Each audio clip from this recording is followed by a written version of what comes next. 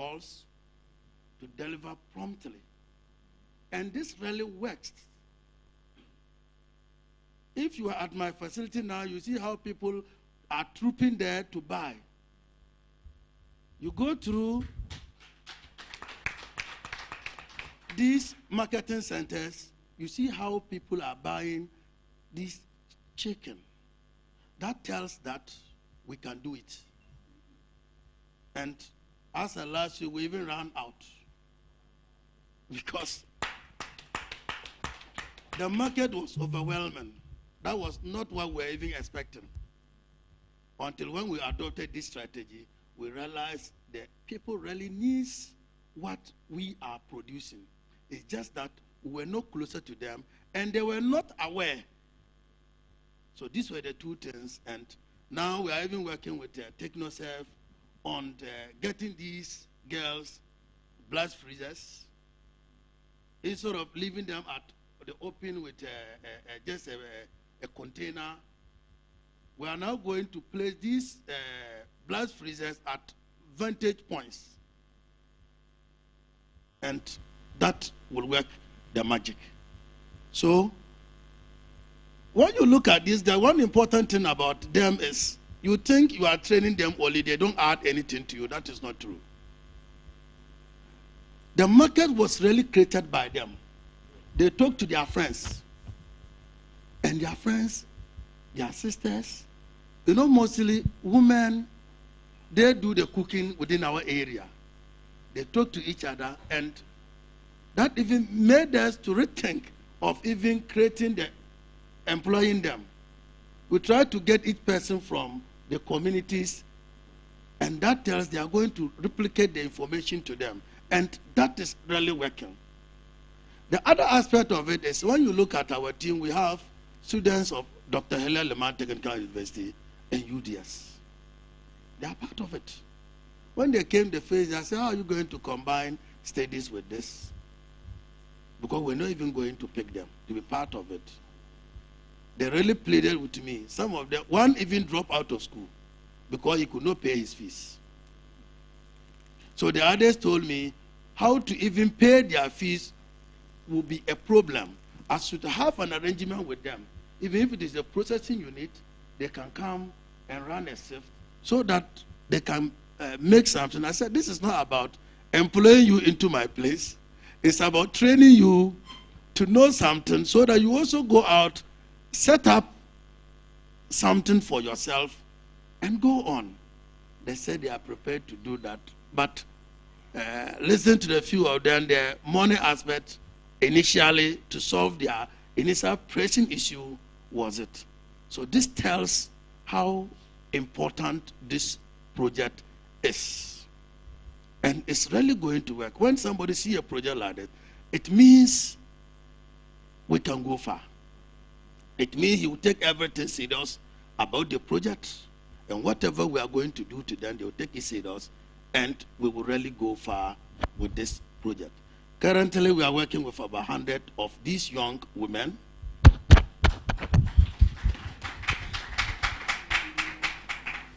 And out of this, we're not employing women because we're feeling that women could not do this job. But interacting with these women, we've employed 30 of them because we realized our biosecurity situations improved. Thank you. That was one major thing we realized. The biosecurity issue improved. When it comes to marketing too, we have an outlet. When you get to our office, we have an outlet. As currently we are facing egg glut. We have about 3 centers we display these eggs. When you go there to see how these girls are performing magic, increasing sales day in, day out, you see them on tricycle, 3 girls on tricycle, moving with these eggs in the market. I wish it was a PowerPoint. I could show you some of the pictures, how these girls are performing. That tells us that they can do the work. And we are into maize production as well. We do maize production. Some of these girls are put under the maize unit And we have an outgrow of our 500 in both maize, soya, and poultry. Okay. Thank you. Thank you. Shall we give it to him, please? Seriously, your story is quite inspiring. You really have shown us that it can be done. If you look at our initial skepticism and how the partnership with CRS, the partnership with APD, and then also with the PMF have grown, and you are with the witness you are showing in terms of even the progress in your business is quite inspiring. I'll come back to you. Let me go to the veterans. My 3 veterans. They've been with us from day one. So for you, I'm not going to ask you how you were starting and everything. I'm going straight to the point. Nana said I shouldn't hit him. We have got the numbers. The youth in work job numbers are very fantastic. Now the challenge is dignified jobs. Dignified work. Fulfilling one. Sustainable one. One who was doing 1 acre, 2 acre, how are we going to support them to get to 5 acres, 10 acres? How, like Dan said, how are we going to begin to create your mini use with these young people? From what we've discussed yesterday so far and moving forward, what are the strategies there for you as individual organizations to begin to create the pathway that the young people would say, yes, I just didn't come here to do 1 acre. I just didn't come here to just be raising 500 beds. Now I'm here at this level, and this is where I want to go. Then I'll start with you. Okay. He says you are the elder brother, so you should take it. Thank you very much. So this morning when I came, I heard Amma talk about dignified jobs, fulfilling jobs, and I had put up some pillars. It should be respectful, it should be dignified, it should be fulfilling, and it should have a purpose. Now, for an impact-driven company like ours, this was how we set out to roll out the Happy program from our side. When you look at the rural communities where we normally find ourselves, you realize that our youth are struggling. That is why they migrate from the villages to the cities to look for jobs. Because in the villages, they don't even get what we call minimum wage. And we believe as an organization, and in line with the program, agriculture can transform these rural folks. So what did we do for our participants? From day one, we set out to provide them opportunities that would guarantee they would have more than the minimum wage. So let me take a look at rice. If you are able to identify a participant who is willing to join the program, by giving that participant a starter pack, you have changed his life from 0 income to earning about 12,000 Ghana cedis in a cycle of just about 5 to 6 months. This makes that youth get a monthly income of around 1,000 Ghana, which is over maybe 80%, close to 100% of what that person would have gotten if we are relying on minimum wage. But then the challenge is, this farmer who has received starter pack and has made this money, next year sits down and opens his hand and says that I'm waiting for the next support to come in. Therefore, the question that comes to us is, if this farmer has made so much money, and we can confidently say that he's making about 1,000 Ghana cedis a month, why is it that the next year, that same farmer is looking for support somewhere? So we realize that the trick or the strategy has to be to put them together, to educate them and reorient their mind. Because for 1,000 Ghana cedis, that same young participant could actually save up to 2,000 cedis of that amount of money in a season. But because we have not added financial literacy and training, savings, you realize that they get the money and they go ahead and spend it. So our strategy in year 3 is to ensure that out of the villages and communities we are working, we are going to put these guys together and officially formalize their arrangement. This will enable each and every one of them to save some amount of money from their earning every season. This earning that they are going to save is going to be a collateral to attract other partners to come on board to finance their business. So there are community savings and loans which will actually take them up and finance their business. There are input companies like my company which will take it as a collateral and sustain their growth. Now, if they are in groups, it makes other interventions very lucrative. Now, normally we talk about mechanization. No mechanization company will move all the way to north to go and plow 1 acre and come back. But we believe that if we are able to increase our groups, formalize them using our strength as a private enterprise, we can get some of these guys to attract some of these mechanization companies or even individuals who feel they have the monies to invest in that field. We talk about even IT, and we even talk about extension service on our own. We have engaged a lot of extension officers. We are tapping into what MOFA has. But private extension has been struggling. It's because farmers are not willing to pay for private extension officers. We have the solution to that. If we are able to formalize our groups like we have done in the past, what is going to happen is that they will now see the need to call for some of these extension officers who we are going to train in year 3.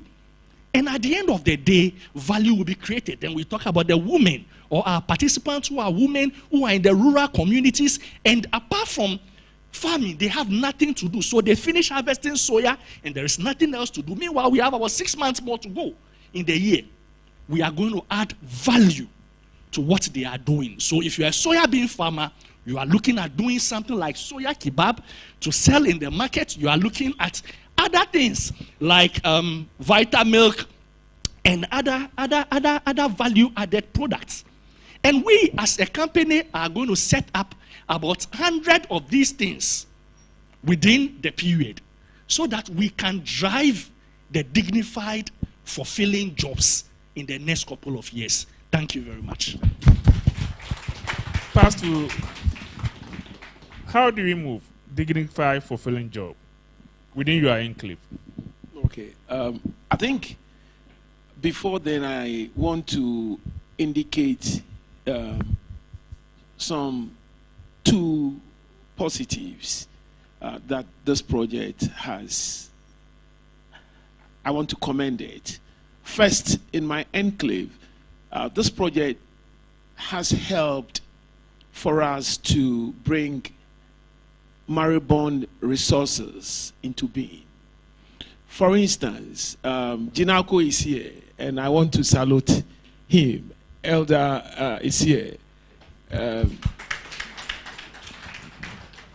This is a private sector person who took a huge facility to build a 600,000 broiler structures. And those structures were lying idle. But through this project, that structure came into being. It tells how the project helped revived a lot of resources that were at a point. Same with the hatchery at Doma. It's a 400,000 per week hatchery, St. Charles Hatchery. For 3-4 years, it was lying idle. This project brought it into life. And so one of the things that this project has clearly done in our area is it's been able to activate resources that were lying idle. That's number one. The other thing that I also want to commend about this project bringing into being is the technical backstop and knowledge provision. I mean, through this project, a lot of knowledge has been shared. Raising layers is different from raising broilers. Broiler raising is highly technical. It's time-based, your feed conversion, and all that. Yesterday, I was having a discussion with somebody, and I said,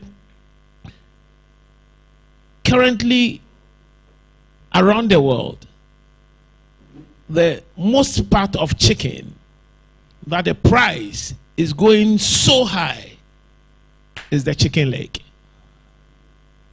because of collagen. And that the prices of chicken leg is soaring so high because you buy, you cook, you steam, you cream off, and you eat, gives you beautiful skin, beautiful everything. And so it's going. But how many of our farmers in this country? The ladies didn't hear what you said. But the beautiful skin part. But how many of us in this country can raise chicken 5-6 weeks without having ammonia burns in their feet? And it's highly technical. So these two things, knowledge. When we started, I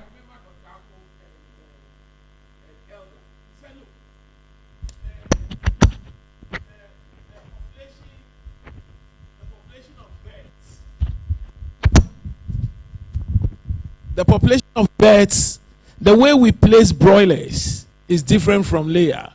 You have to place the broiler in such a way that he eats, sleeps, and converts the feed into body weight.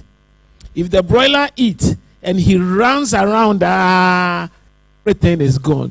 And so there was initial disagreement between the technical people and the farmers. But later, so those are two great things, that observations that I think the project has helped done. Going forward, I have said that one of the things that I want to see in that policy that is in work is to see an intentional, coherent policy that identify the young person to root to entrepreneurship. Because other than that, we will not be able to create the next generation of agripreneurs. How do we do that for people coming out of school? If you say, I'm a poultry farmer, I'm this, for it to become attractive. And so for me, it's one of the things on my heart. And charity begins at home. That's why I have my 2 boys here. That's why I am ensuring that, look, those 2 boys will become greater agripreneurs than I am today. But that route needs capital, it needs knowledge, it needs hand working, it needs trying, burning your hand, it needs many other things in that entrepreneurial capsule. So in the next 2 years,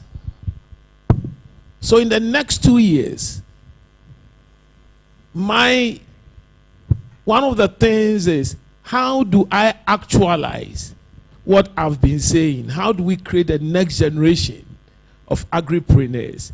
And not only one owning his business, but can we have a path of creating entrepreneurs and intrapreneurs? Critical. critical. How do we create that mindset for somebody to know that, look, I'm working for somebody, but this business is taken as my own?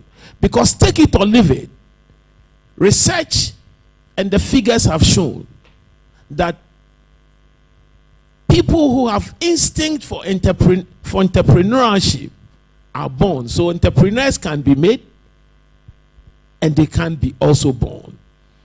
But there are very few people who can become entrepreneurs. There are a lot of people who don't have the I have lost 120,000 birds. I lost them. 40,000 coming from Accra, Sunyani was involved in an accident. All the birds died. The car was destroyed. Back to back. But I stood. And so there are a lot of things that we need to do. So it's a challenge for me to do those things, and that's what we are going to do. How do we help create entrepreneurs and entrepreneurs? Taking people on courses outside, like we did for Nana Kwesi, to go to UGA, to go and study poetry. We've just did for 3 of our workers, took them to Valentine for 2 months to go and learn the best practices and come back and all those things. So those are the things we are trying to do, and we'll continue to do that. Thank you, Yedent. Nana, back to you. What was my question? How do we deepen dignified jobs, especially where you are venturing, the tomato area? All right. Thank you very much. So, like we said, so I guess what we should have done is we should have brought the product so that people would see what the product is. It's actually called Happy Meto and Happy Meto Plus. And I'll share with you a bit more of what that means or what that looks like. Going into dignified and fulfilling jobs, I think I'll share maybe 3 different areas on our outgrower scheme. There's a thought we have around the northern sector, then there's a different thought around the southern sector, and then the middle belt. Yes, so this is Happy Meto. It's basically purely tomato. There's no additive, there's nothing. And then the other one is Happy Meto Plus, because what you realize is some people want the redness in the tomato puree, but when you blend pure tomato, you don't get that redness. So what we did to be able to achieve the redness is to be able to add beetroot and add carrot. So the 2 products are actually now live. You can actually order them, and these can stay for 2 years. In fact, yes, yes, Mr. Daniel Kwe bought some last 2 weeks, I think. About 2 weeks ago, he was able to order both the Happy Meto and the Happy Meto Plus. So these are products you can order and use in your kitchen. It's not, there's no starch, there's nothing in it. So one of the pathways we saw here was around value addition, because Roland mentioned something very important. When these farmers farm for about 4 to 6 months, for about 6 to 8 months in the year, they actually don't have anything to do. And we would all agree, cash flow is better than cash. If you want to give me 1,000 cedis every month, I'll prefer it than you giving me 10,000 cedis in February. Because realistically, all the forces against you will come in March if you receive 10,000 in February. So what you are trying to create for these participants and for the youth is an opportunity for cash flow and not necessarily cash. And so we realized that with these, with our intervention, when it comes to giving them the input support and the other things we do with them, we wanted to be able to create an opportunity for them outside of the farming cycle. So with our tomato project, for instance, some of the people are involved in producing the tomato. That happens first. Some people are involved in doing the processing, and some people also growing things like the carrot and the beetroot. However, beyond that, they are able to get in all these farming communities, and I'll speak specifically, let's say, Anloga or Keta. They have a season for tomato, then they have a season for carrot, then they have a season for beetroot, then they have a season for okra. There are different things that happen throughout the year. But so if you're a tomato farmer, we have given them the tools that allow them to work irrespective of the crop that is being grown.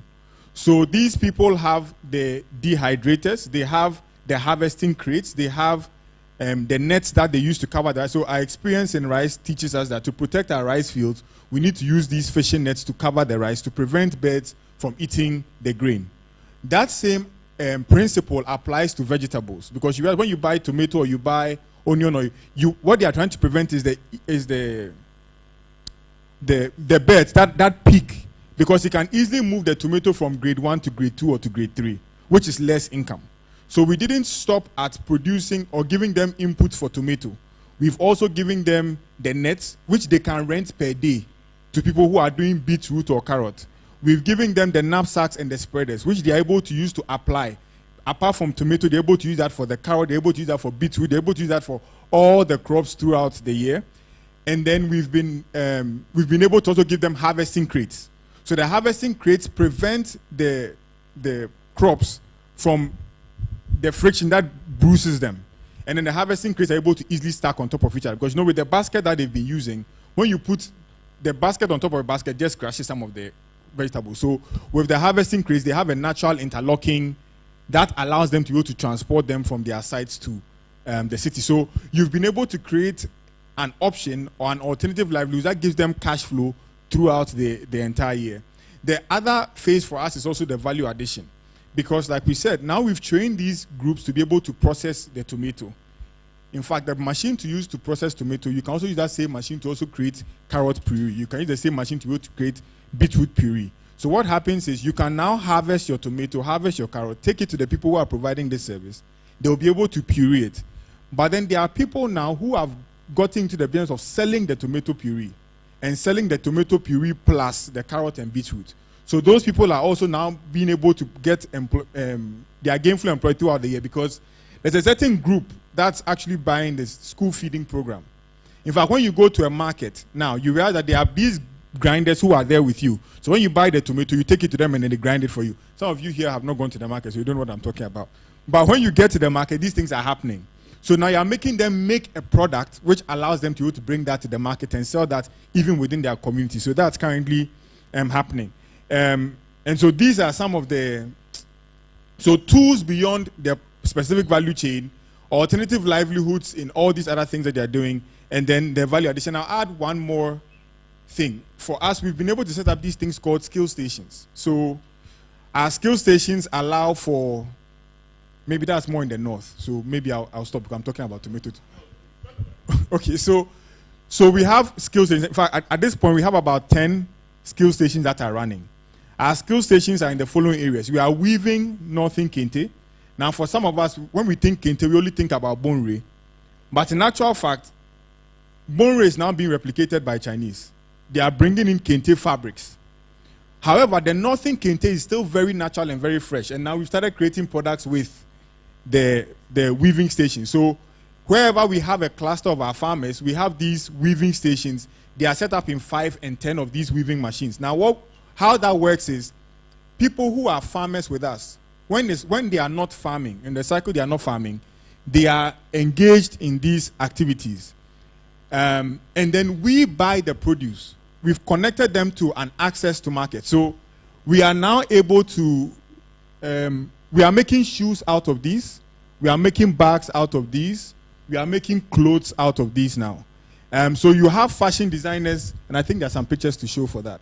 We have some fashion designers who are taking these northern woven kente to be able to produce the shoes, the sandals, and I'll show you some pictures of some of those. It's in the photo shoot side. So these women, when they are not farming, are able to use these weaving machines, and they sell the cloth. So please, if you're also in the market, please do well to come and buy some northern kente. There's plenty of it, because every skill station produces this. Now, the path to entrepreneurship. What happens is, in the north, there's a small disadvantage. It's not only in the north. I think it's a general problem. For somebody to graduate from the weaving station, it takes them 3 years. It doesn't take 3 years to learn how to weave. It doesn't take 3 years to learn how to sew. But what's happened in the country, and especially in the north, it takes them 3 years to go through apprenticeship programs. But the reason, what we are realizing is one machine is to 10 people. We have a rule, not more than 2 people operate a machine in a class. So with all the machines that we provide, 2 of them will have to work, and they have 6 months. And in 6 months, they graduate with a project work, which means we have bought the fabric. So I'll give you an example. When somebody gets the weaving machine is at a skill station. Rockland is a let me not use Rockland. Amma is a participant. She's actually a farmer. However, when she's not farming, she's weaving. And she graduates by giving us 10 yards of this weaving kente, which we buy. But when we buy, we give her cash small, and we give her a weaving machine to go home with. So with that weaving machine, she's automatically become an entrepreneur. And over the 6 months, she would have learned how to deliver the cloth to us, which we then send to the customers who produce the shoes, who produce the clothes, who produce the cloth that people can buy and use for their engagements and other products. So you realize that with this cycle, the women are clear on how they can make their own money. The madams are happy to train because we're giving every madam, you must be an existing madam. We don't do this fresh. So you must be an existing madam who's already training people. We give you either 5 or 10 machines. So she's happy because she can offer beyond the deal to us. She can give it to other people, and she's paid for every woman that she trains as well. So they are incentivized to be able to do that. The people are also producing their products, and that's, yeah. So this is an example of a complete Northern Kente outfit. They are doing a photo shoot now.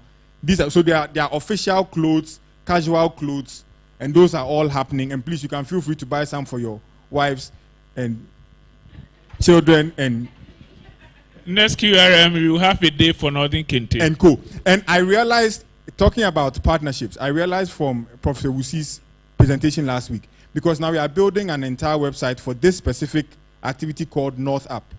And North Up is basically the Northern people going upwards. And we are bringing some of the things that they are doing and all the value that they are producing, we are bringing that out. So there are shoe skill stations. So there are people who are making shoes now. There are people who are making sandals. There are people who are making clothes and things like that. So we are not only talking farming, we are also investing in their skills so that they're able to do things that give them cash throughout the year. Okay, thank you. Thank you. Shall we give him a round of applause? Nana, maybe also. Maybe also first. Nana, okay, idea na exciting, and it's still exciting for us, was the in-grower system that you introduced. Share with us how far it is, how is it going, how are the young people who have been with you for a period of 1 year and 2 years, how are they moving forward to the next level? Yo, sisi a news a trendy power Ghana haye odobro nene akosua sewa na se mo anhwe ni asa news na nche be trendy wo me so esa ne se emayu ana eba ho na ye trainium as in grower no me ye ohini ni nti no wanhwe a eze se metumi ware emu half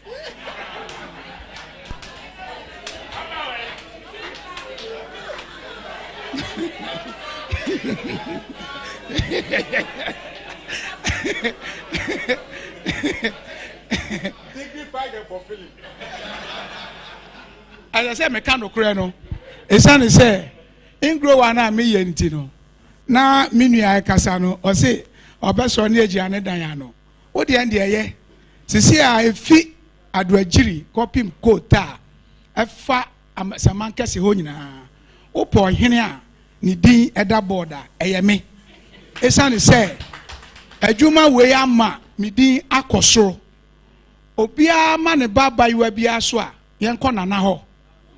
Obia ma ne baba yiwa so a yenko nana ho. Enu tira me ka chem say akosu asewa de en enche me de na be trend more. Etina say mi sua customary ni orders aware ni ye pa asana mi nya problem. In grow no aboa pa na sana na is na sa bisa me no. In grower no, the menti aboa no say, ye started ad grower. Na me ho no mu rural area no, sana Roland ekan ye no. Na ye face bibi. Ye tie ne say, uma ad grower no akoko no. Na uma no bibia. Obewie no. Unhu bebe beka kosi. Ba kokura de buy no, not dey. Savings and loans bika. enti mi mani ba me ho so no na service and loans na kochi nkukọ na omo ba beton ama me ankasa ah me hwe nkukọ na sembe ni me ko check ye na mu se sa na odeka wanka me ye den so a omachi nti I started this ingrower na ingrower no ade a ede e wo ho ne se akwai se wankasa nkasa na wo ye wadwuma o ye e wo ho de nanso supervision inro feed bibia ekone se na ye no runs boat pepepe oba ye hososo a ye feed ne anopa ono individual nankasa ye ma na aduane anopa di ye ma na aduane awia adi enti oba no ye we nyina awia na nije ye to nkukọ no soso a ye to e na nanima isane se Amas Rockland and Paps me hu no ha de Paps and other process no and aglo or ha omnomufa emaye as of taker new age as ufabi omufa na no nka se ja no kwaka creator no born papa owie na se minya 15,000 me say ane enie na mom no e say last time bi aha one share ntino ye bre innovation kakra wa ha tebia 15,000 no ubenya 11,000 ye de amano no akofa carpenter na bibia na renovations no wabeye etimi hwe emaya a ye train omu nyina na masema mi sa me hunu se enti obetimi akoye ewo ono no so ana eno na Roland ma example amani age no enti ama masaje asase foforo ewo outside the farm Mrs. Structures no na owia na we de maton amane se structure we nyina e cost 30,000 oba ko de ma start etete nkakra nti obewie no o structure esane se me gya ne se onkwa sika no na Roland e ka no me hu 1 cedi impact for mo ba mo bebe kan se baby a kire me so na me ni kuman me ma mo kwan me hia mo aha me hia mo pepepe enti ma start yes ade no sana owie ha obekọ a esane se nipa eba me ho no enye nipa ketua last 3 weeks me a me hwe hu se suban e wo me mu no me nkwa metimi nyina ba bia na me san so ye member of World Poultry Science Association enti me fa me workers no 7 a mo ankasa enim de no wosoro kakra o betuma yes supervisor semia e de o mo ko South Africa through this program yenti na me de o mo ko enkensan ka me inform nko ama o ma ko sua broiler ne ho ne ama ne ade nyina aba yo mo wia o mo ba be ye supervisors e wo various ebia ebo be ye 5 ne ama no ba ko supervisor dia a obegina ho ayese na me ebepepe aware ne pe na mayi afi omumu ene de wo me nko amemu yes. You see, on what Nana is saying, I think it's just for us to laugh on a lighter note. Because I went to Nana's place. One of the poultry farms I've been to they have their safeguarding measures really intact. Nana has somebody who is a safeguarding person who ensures that all the reporting, the report goes to that person. Is a lady. And then they have the reporting mechanism also there. He has somebody who, recently a lady came there who was an employee, came there and didn't have a place to stay. The person, Nana gave the person a place at the farm to stay there. When the safeguarding person realized that that lady lives there, she says that Nana needs to buy. So I will not allow this lady to stay there. She went to town, rented an accommodation, removed the lady from the place and sent her to town. So he really has a safeguarding person who is very strong and checks him up. Checks everybody out. Thank you. Can you clap for Nana?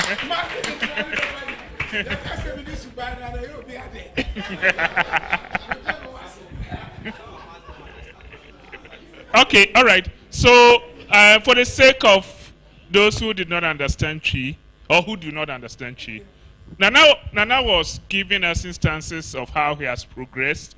The rest of art grower that he started at a point, one of his art growers, before the birds were ready for harvest, they were owing a savings and loans. So before he went there, the company that they were in have come to take all the birds away. So there's a risk. So he institutionalized the in-grower. They are within. He's able to supervise. He's able to even give them access to breakfast, lunch, and then supervise, vaccine, feed, everything. And after production is done, he's able, you are there, the marketers come and they are able to calculate how much, and then he would pay them. But most of the times also, he makes sure that he reserves some for maintenance, repairs, and other incidentals. But these are all things that they agree and do that. And he's now has acquired a new land that he's going to build new structures, or he's building new structures to expand that in-grower, out-grower system. He's already sent 7 of his staff to South Africa for capacity building. They are coming back as supervisors, and they will take over and manage this satellite site that he's building, so that the expansion, you are still within the enclave as a young person, but you are also growing and you are expanding. And that is the nuances of what he was telling us in terms of. Nana, we have made progress.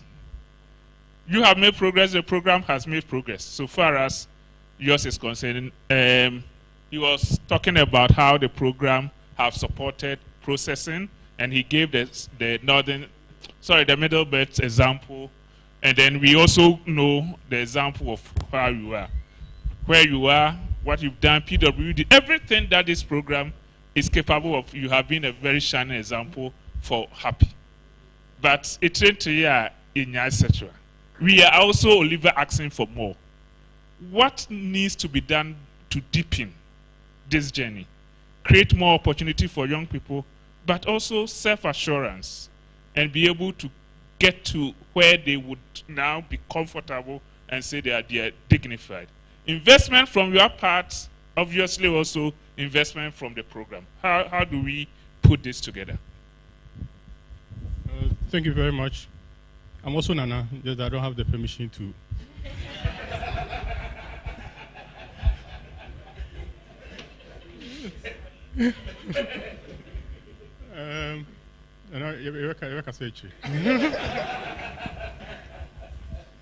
Well, I mean, like you said, we've done what we have to do.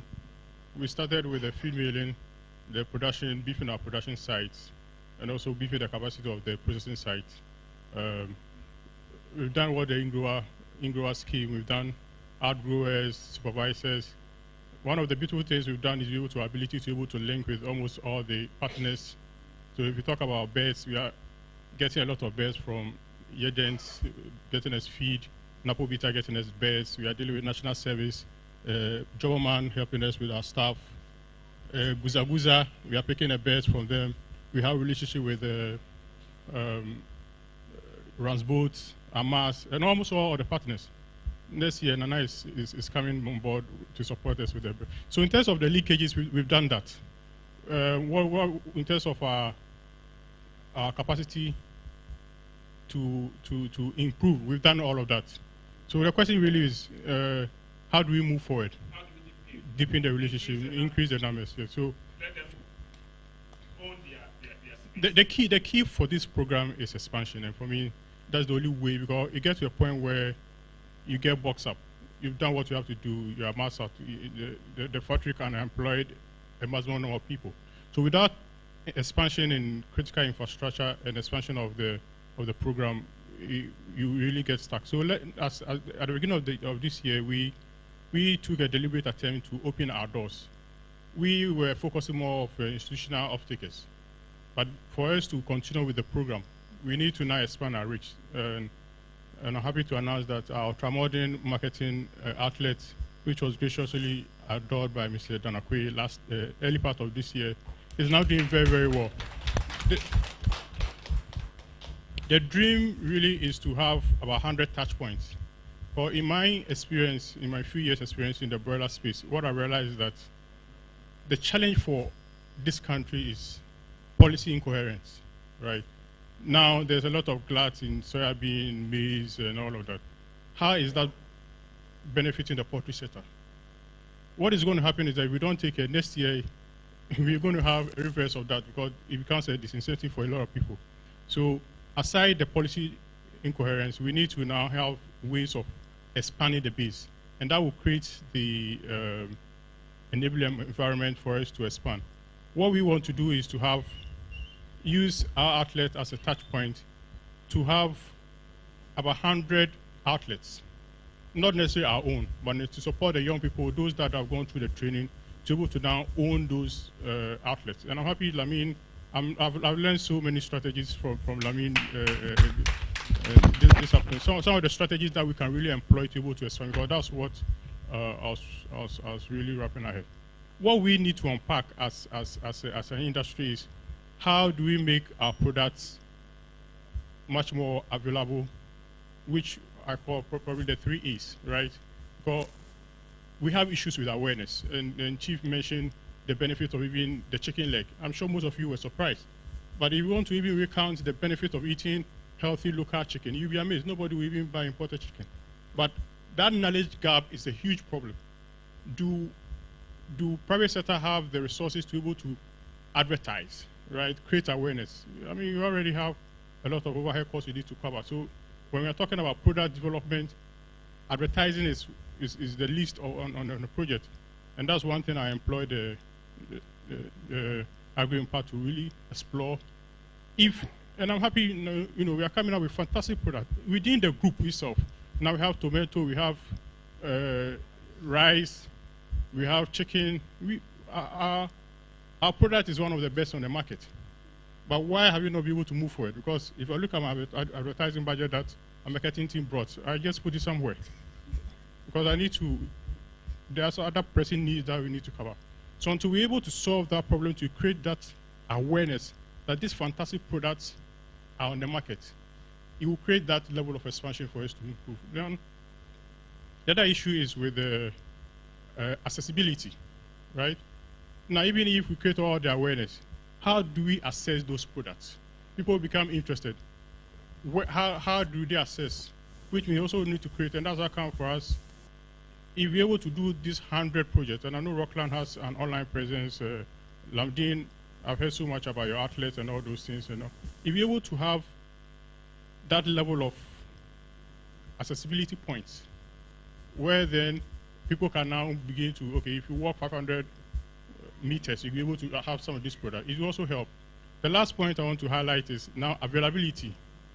If we do all those things, how then do we get those products? And one of the research that we did is that people really want to buy local, but then where do they get it from, right? So I'm just bringing all these points so at least, we help unpack and see how best moving forward as a project, we're able to address all this stuff, because the private sector really cannot do all these things, and the projects will help unlock those projects. So yes, in going forward, expansion for me is a key. How do we scale up this project? If we are doing 100,000 beds, how do we scale up to be able to do 200,000? Unlocks opportunity. How do we then provide the pathway where that people now graduate from being an in-grower to an out-grower, move into other areas in marketing, and also have the products available. So yes, we are ready. Thank you. Shall we clap for him? Nana, where is your outlet located? Please stand up and say it, everybody here. Those in Accra, the moment you arrive, everybody might go and buy a box of chicken. So our product is called Aglo Chicken. If you look at my cap, that's really the logo. We have online presence. The moment you type Aglo Chicken, it leads you to our outlet. Our outlet is on the Gifford Road, on the main trade fair, Labadi Road. And the product we have really is what we call the family pack. So basically, it's just a whole bird processed and cut into pieces so that you don't really have to do a lot of work. Now in these days where people don't have time, you just open the pack, you just add your spices, and you're ready to go. There are 2 bears in it, 18 pieces, where you have the breast. I know a lot of people don't eat the chicken breast, which is actually the most healthiest part. If you buy our pack, you get the breast as well. Amma, is that the right word?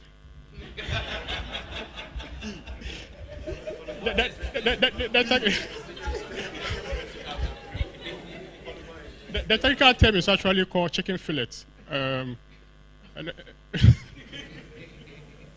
So you have, and the price is 150 Ghana cedis. We have a collaboration with National Service on that particular product.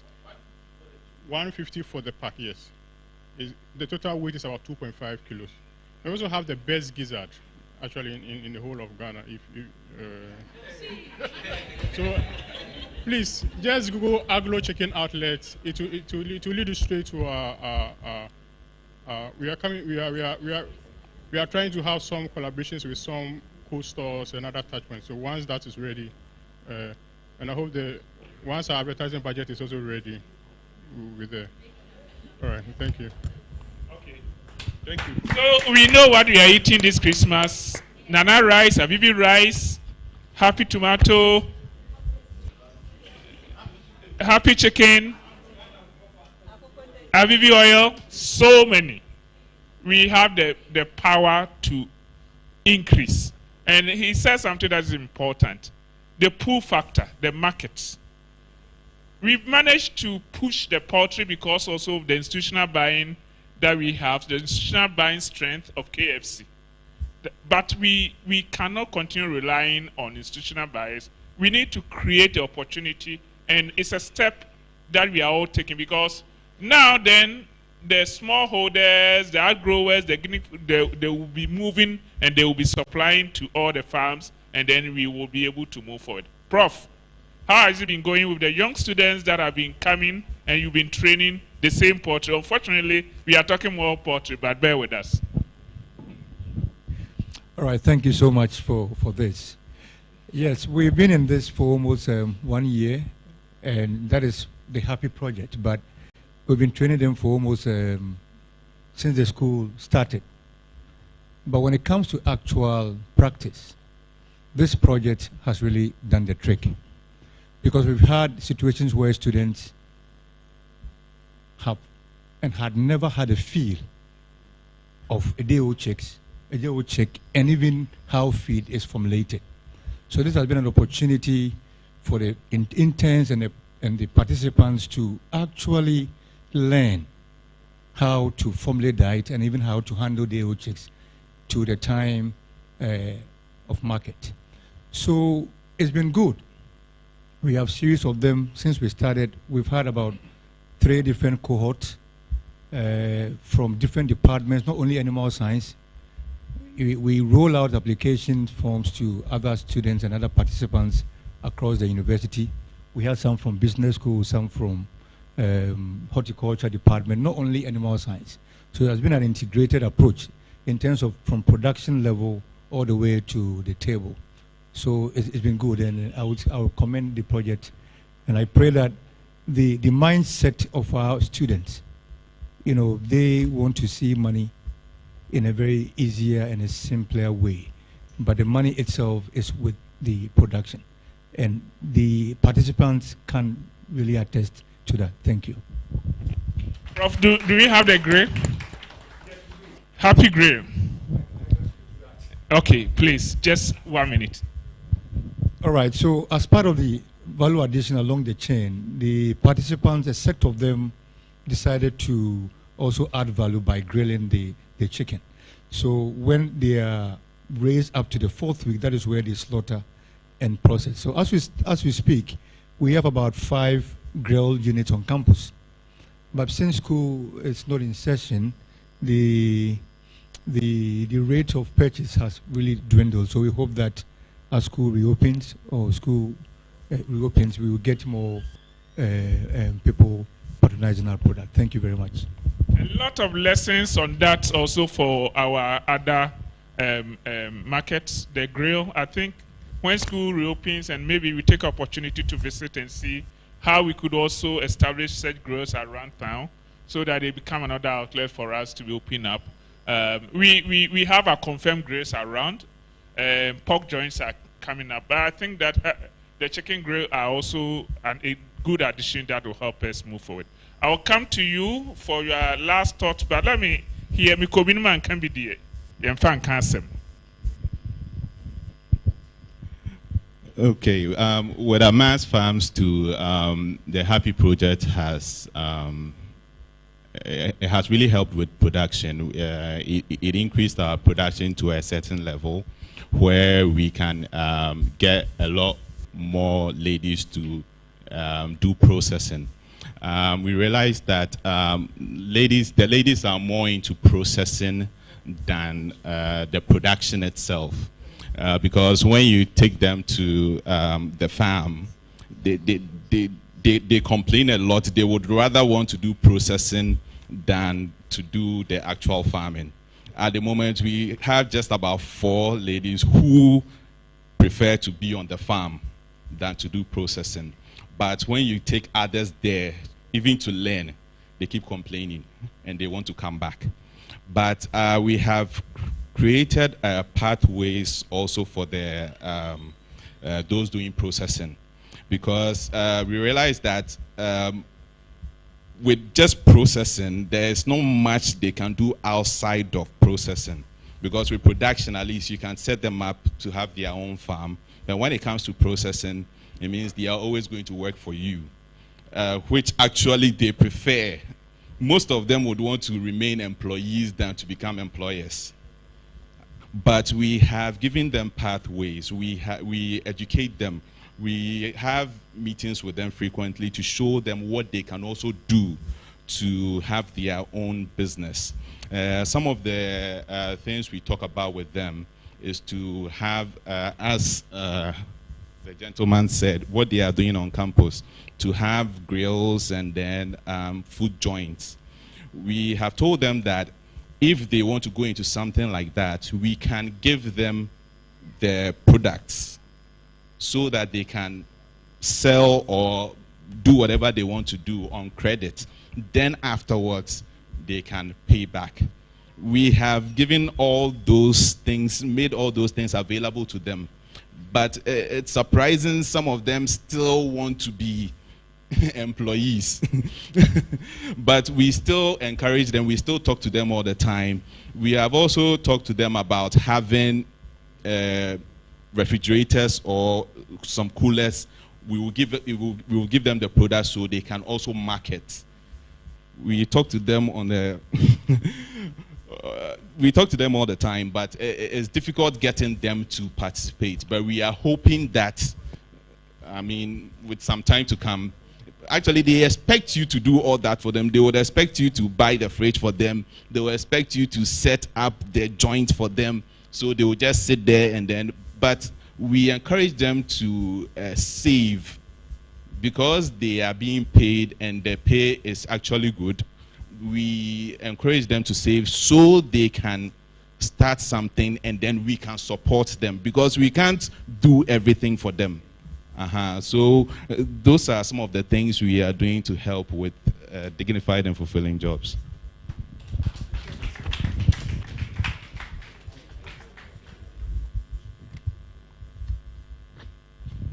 Okay, Matt. I think one thing that is resonating also, and for us, especially the IPs and we supporting, what is coming out is saving. And Roland said it has also come about, and I think our ability to move them to the next level is how do we encourage them to adopt saving culture and financial literacy. Because, I mean, if the person who can remain 1 acre rice farmer for 10 years, so long as somebody is ready to sponsor. But if the person is made to do savings, he can gradually, within a short period of time, expand. The same with the poultry. If he's doing 1,000 and able to save, in a year's time, he should be able to be moving to 2,000 beds and the rest. So I think we will think through as partners to see how do we embed this within our delivery model. How do we embed this Some of them could be that maybe if the person is, like Nana said, the person is due 15,000, then per agreement with the person, I'm putting this amount of money for you for future, and this is what is coming for you. So some of these things would be maybe initial, when we are engaging them initially, we put some of these things into contract with them, and we make sure that we follow up with it and all those things. But it's a critical thing that we need to brainstorm and see how we move it, the needle there, and be able to encourage these young people to save and then reinvest in them. I am going to the last round. Time is on our side. Sometimes it's very painful to bring such resources where you don't have time to talk more. But at least what we've shared is also very valuable. Yes, they are farmers, but for us, are happy. They are young people. They are participants. We want you to communicate about them in that direction. I know you deal with them as farmers, but the emphasis, and that was also coming through the evaluation, that their knowledge and their situation should reflect the way we see them, and it also reflect the way we support them. So don't let us try to box them together to the general farmers that we are young people, and they have their young needs, and our support should be always reflecting on their needs as we move forward. In 2 minutes, so in 10 minutes, how do we deepen, based on all that we've said, how do we deepen this? How do we get more young people to move to the next level? How do we, when evaluation comes next year, you have 80% of young people become, I'm happy, I'm satisfied, and I'm enjoying what I'm doing. All right, thank you. I think that there's a certain reality which I think has come out. I think Nana has communicated that a couple of times. I think it really behoves on us as Ghanaians to be able to, we must see it as a decision to buy Ghana is a decision to build Ghana. And we must be very conscious about that. If everybody here at Happy is buying locally produced Ghanaian-made products, I think Happy will automatically be happy.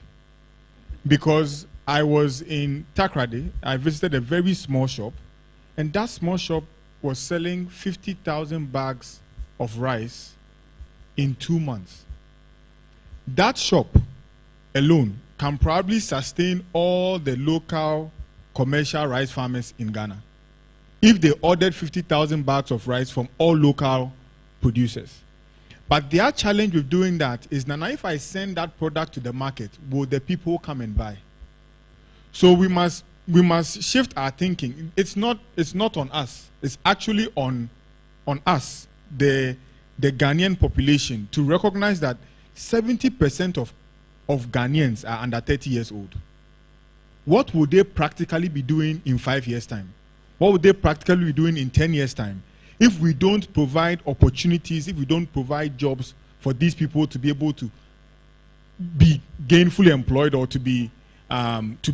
for their business to run well. So I think that we have all the ingredients to be successful, but what is missing and what we can't do or what we can't force, because like we are all saying, we don't have the marketing budget.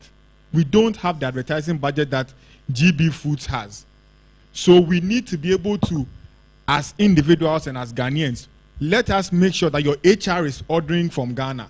That when you go to a shop and your husband or your wife says, let us buy this one, find out if there's a Ghanaian alternative and purchase that one. If we all make this conscious decision, no Indian man is going to take kaftan over his Indian material. No Emirati is going to sit even at the immigration shop and not be wearing a made in UAE clothes. So why should we come to Ghana and then be fighting over Chale rice? You can see a rice labeled Dubai rice. You can see a rice labeled Evivi rice, and you say, I'm going to buy Dubai rice. I mean, what are we doing to ourselves? So realistically for me, it's a decision by all Ghanaians to buy Ghana and understand that a decision to buy Ghana is a decision to build Ghana. Thank you. Edith, you were sharing some idea with me, and I think it's something that is dear to you. especially working with these young women who had no idea, but now they have become enthusiastic with the poultry industry. How do we move them forward? Have more of those young people that you've been working with. Thank you. I think the young women in the poultry value chain that we are bringing up, if we could have an association not run by us, have a CEO, have an advocacy person that will run the association, and us being the board members, somebody that can go to those places that we cannot go, that can push policies for us, that will really help. And also, I have one doctor here which we are taking on after the program to be our veterinary doctor. Others are there. They've gone through the training. Setting up their own places are going to be hard. So for us, we've taken a land, 20-acre land that we earmark for the broiler processing. I have been in touch with other community chiefs that are willing to give us the land to have a community farm like you've done for the greenhouses. Build a community farm to have the youth raise their broilers there. You can be there for 2 years. As part of your commitment, your proceeds from the in-grower that you are doing is mandatory. You will save 70% so that in 2 years, you'll be able to have your own place. And we know, we've trained you, we are confident you can go out there, raise, bring you under the Happy Access Bank project. For whatever you have saved, if it's not enough, Access Bank can also support you to have your own place and be part of the outgrower. I personally prefer the youth that have come for the training to be part of our outgrower. And as part of our collaboration with TechnoSurf and GEA, we are going to have more than 30 micro vendors in the communities. What I also found out was that because we have the maize outgrowers, they are also happy to see that the maize that was taken from them, to see the end product of their work. So thank you very much. Like my colleague from Aglo Farm said, the marketing budget is something that is difficult for us. But under this project, we are going to have present, currently we will have present in the Mampong municipality, Ejura, Setre Kumawu, Setre South, and Setre Central. Because of this program, we are going to have Akoko Tasty, you missed that. Akoko Tasty is going to have Akoko Tasty is there, add it to the stock. Akoko Tasty is going to be present at this community. And we've done the BOP pack. We know that not everybody can afford the whole chicken. 1 kilo, everybody can afford. We will take the breast, which is the premium, we bring it to Accra. But when it comes to the other part, 1 kilo is affordable. And I don't laugh. You see the skin is all down to the broiler chicken feet. Okay. It's not any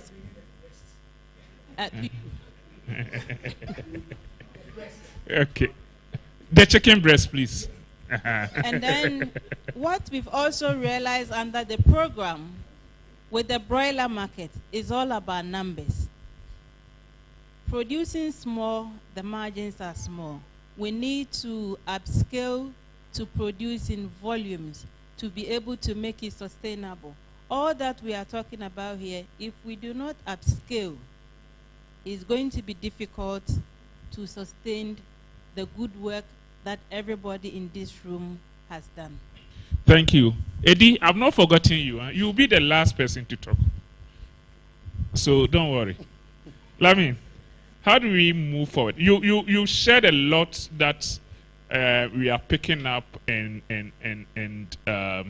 So how do we continue the path that we've taken? You are fresh in the system, and you've done a huge investment in it. How do we sustain it moving forward? Thank you. I think the marketing element, as they are talking of, is the key. If you are producing broiler and there's no market, you cannot sustain it. And my brother talk of 2 kilo. If we can reduce it, what we're doing is we're having 1 kilo. Somebody just walk in and buy 1 kilo, and that's okay. On market days, we'll hire heavy speakers, mount them on the car, and we'll move. You see the number of people that come to buy. That tells that we can do it. And since talking of numbers is very important. If not, we cannot compete. When you produce more, you will not be able to compete. I don't know, under the policy issue, a friend from Burkina Faso that they are not allowed to even import DOC. If something can be done, I think some years back we're talking for 40, 60, which didn't work. If we can come as a group to work, that will also help. One important aspect is these girls should not be left on their feet. They will still need more assistance. We still need to mentor them. Secondly, we need to provide them the necessary resources to be able to be productive. To talk of poultry structures, to talk of providing them the feed and the DOC at a point that they can stand on their own. If not, if it will not work. Thank you. Shall we give him a round of applause? Before I come to you, one important player that we've not heard from him. Dinako, sorry, I nearly, but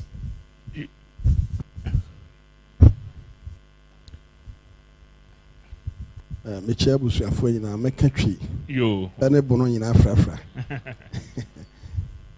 me de project ade a mahu aboa domafo ma ene mranti from Yedent na ya training ma ne bia sisi ya minimum akra ho about 60 ya project na call form kakra ne de baba layer a bibrenya benefita yenso yetum di aboa mama na omona abonten basabasa no nyina etima yeden omanya bibia ye asat na yi ye ne Canada fo bi omse ye mpe ma 300 ya me di akọ radio so ni yentre no mo na omo nso ntimi meden emenya adwuma nya na ombetim me poultry farmers a ye guso a ye di sa adwuma die nyina enti ma no ho asem de ehia ye papa na happy project aboa sene anaye de ntia okara na me wo farm a egu ha about 3-4 years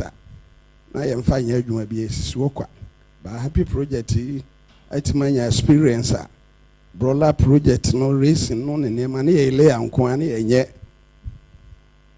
your friend is saying broiler no but project we am yetima raise broilers ba bia ye dui o de 1 million bese kura braya ye betima ya amount 95%.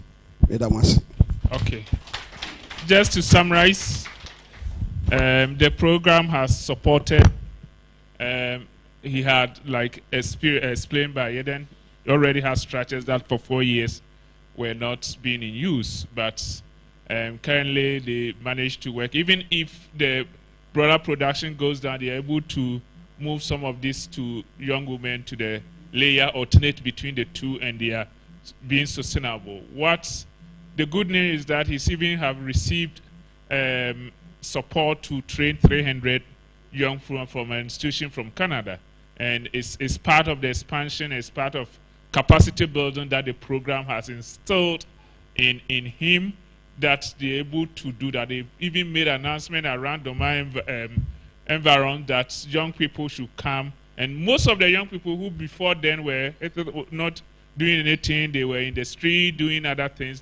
Now they have meaningful jobs and they are able to to work. So for her, the emphasis has been more on the young women, and they are ready to roll out, even with other partners, the opportunity to roll out about 300 young women into training into the same industry. And so he appreciates the support this program has done, and we can attribute that to ourselves. And that 300, we will count them.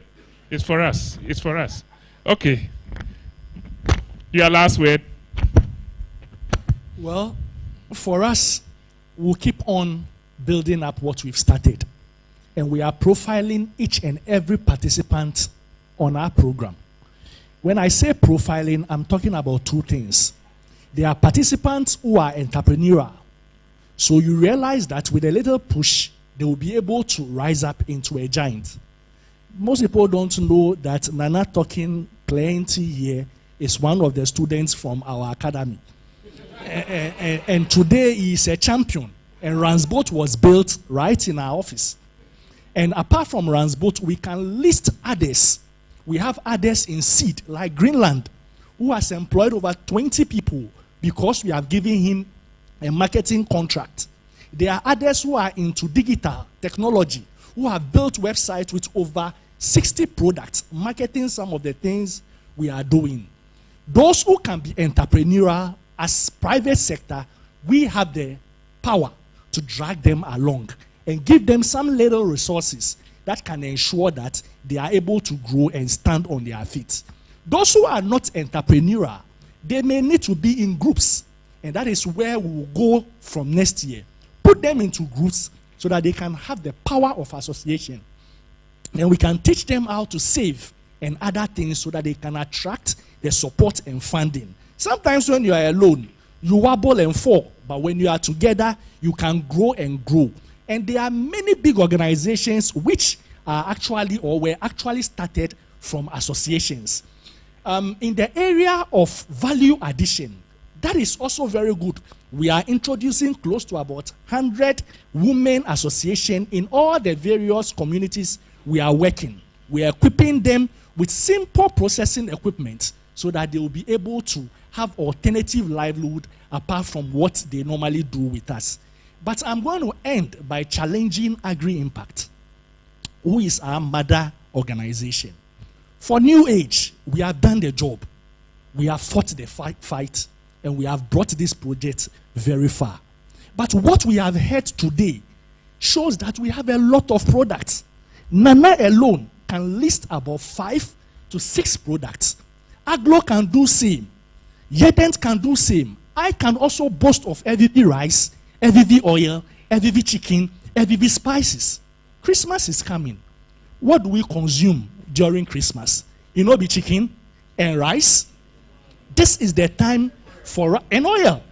This is the time to organize what we call the Happy Christmas. And it should be a big event before Christmas. And this event should be able to show to the world what we have achieved in 2 years. We may not have a marketing budget, but with this program, we can shake Ghana and prove that we are capable of going forward.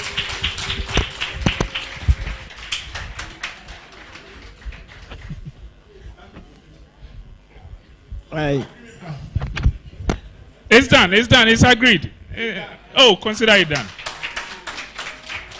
Amawahai.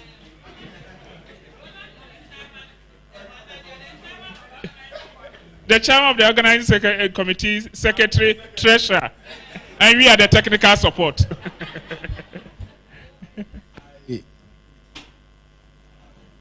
I want to start from where Nana, or from a statement he made. The numbers and the statistics are scary. 70% of the youth are below age 30. In the next, and out of this 70%, which are below age 30, if you take below age 18, it's more than 65% of that 70%. If we don't create avenues, employable avenues, if we don't change the mindset of the youth. Yesterday, I had a meeting and I told the honorable that I had a meeting with that Fidium awaits all of us. The youth will arise because they don't have much to do. So collectively and individually, we need to look at how we create mindset, entrepreneurial mindset, and also intrapreneurial mindset. There are a lot of these people who come, young people who come, and from day one wants to be like you.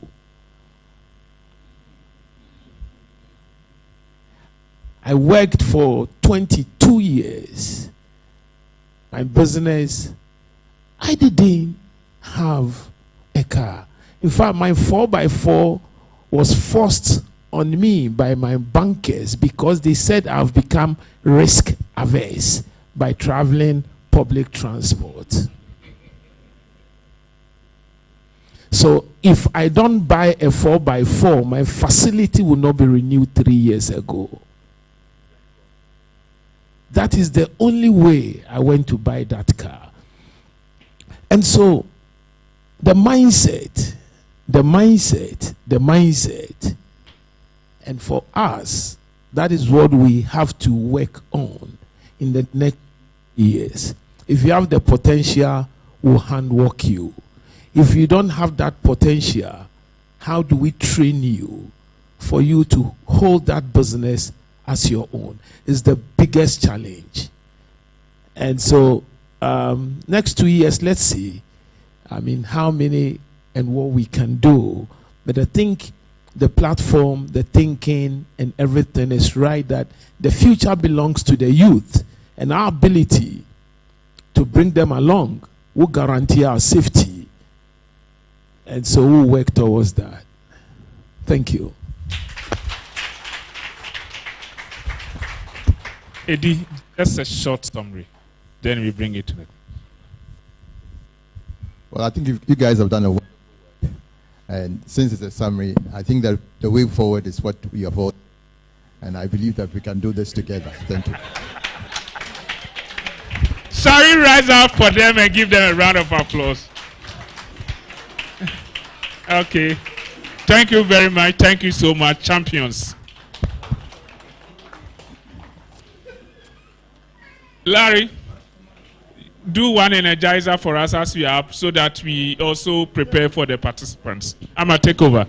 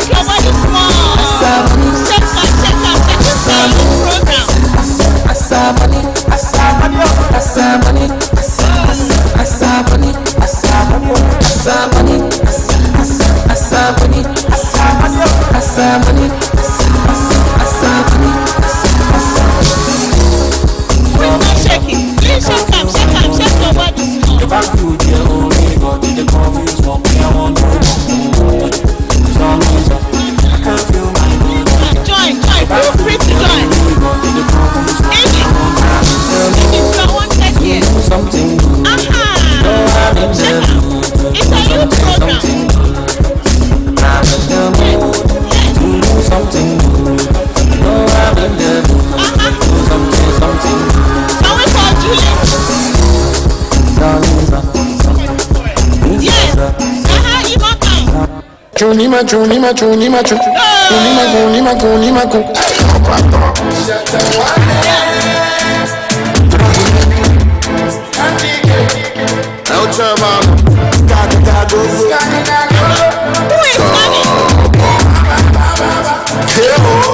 We drop on one side, shoulder,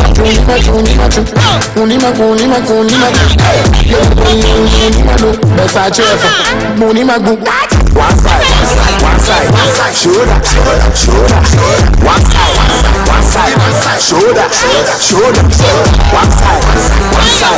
shoulder, one side, shoulder. If you want to me number, and I make my email, you pay to me tanka, you know me the details. Me young womanizer, now some me the females.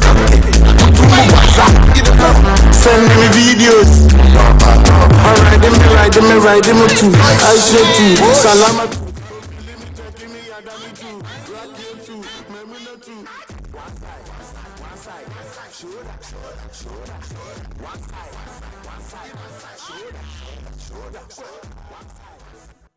This is indeed a youth program. So whenever we meet, we have to show that we are youth. All right. So it's time for us to hear from. So we've heard from the private sector what their intentions, what they are doing for us as young people to ensure that we have the dignified and fulfilling work, and we are comfortable, and future they are able to hand over the baton to us. So now let's also hear from we the youth what we also think our experiences are, our journeys have been, and also what we will see as dignified, or what we see as dignified and fulfilling job, so that we we can merge the two in order for the youth, because all that we are saying it for youth.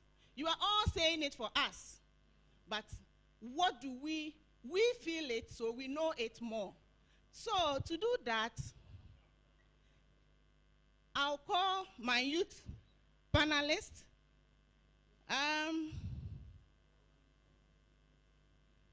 Okay, so let's call Samuel. Please, someone is coming with a song. Yeah, Samuel, don't come kicking. Shake the body. Oh, shake the body.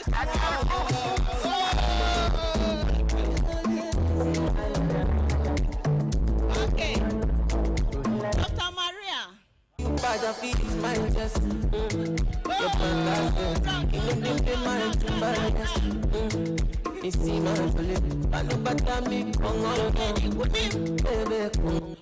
With your place is fine. You have to come with an action. You have to come with an action. You can. All right. Hamdia. Where's Hamdia?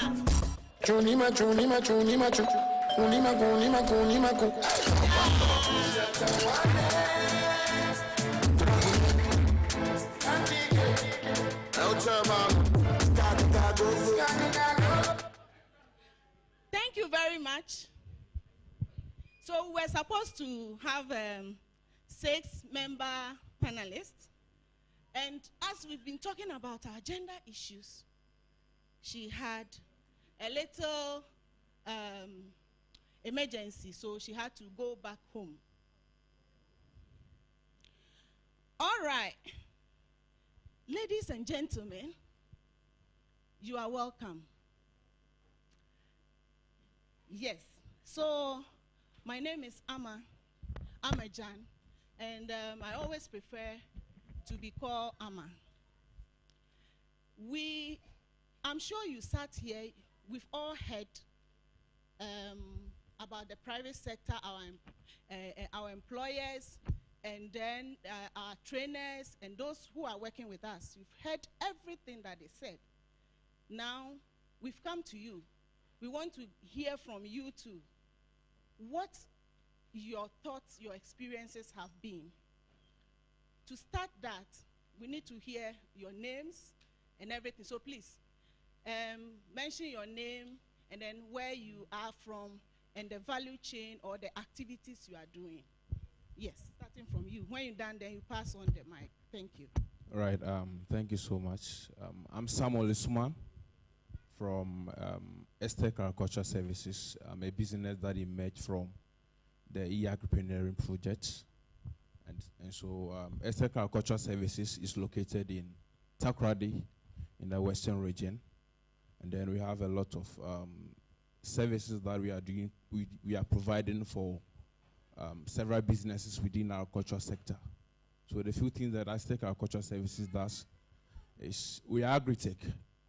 We link farmers to market. So one thing that actually endangered me to be here and very much happy about is to come and meet our, especially those that are doing the poultry. Because those of us in Takoradi, we can attest to the fact that they don't do more of the broilers. So when I heard of it, I thought that this is a great market for me to link up with some of our poultry producers to actually bring some of their produce to our end over there. So in brief, that's what the Estek Agriculture Services do. So I'll just want to sell a little. If you're a poultry, you do more of poultry, I will recall on you that you sign up on our system. It's called Estek Agriculture Services. Once you dial on Google, you will have access to a platform where you'll be able to register. And we are hoping that since we are entering into the Christmas season, it will be a great avenue for us to supply most of your product for you, from rice, local rice, to poultry. We have the market to link it up for you. Thank you so much. Great. But before before we close this whole session or this whole, we'll let you also give us your taglines and all that, so that we can follow you, we can be on the platform. Yes. So let's hear from Doc. Okay, thank you very much. Good morning, everyone. Okay, I'm Dr. Maria Isabella. I'm a veterinary doctor by profession, and I'm currently undergoing my training with Rockland Farms. Yeah, I'm into poultry production. Great. Please, good afternoon, everyone. My name is Boyke Hamdia. I am into seed grower from CRS. From which community? Upper West region. Good afternoon, everyone.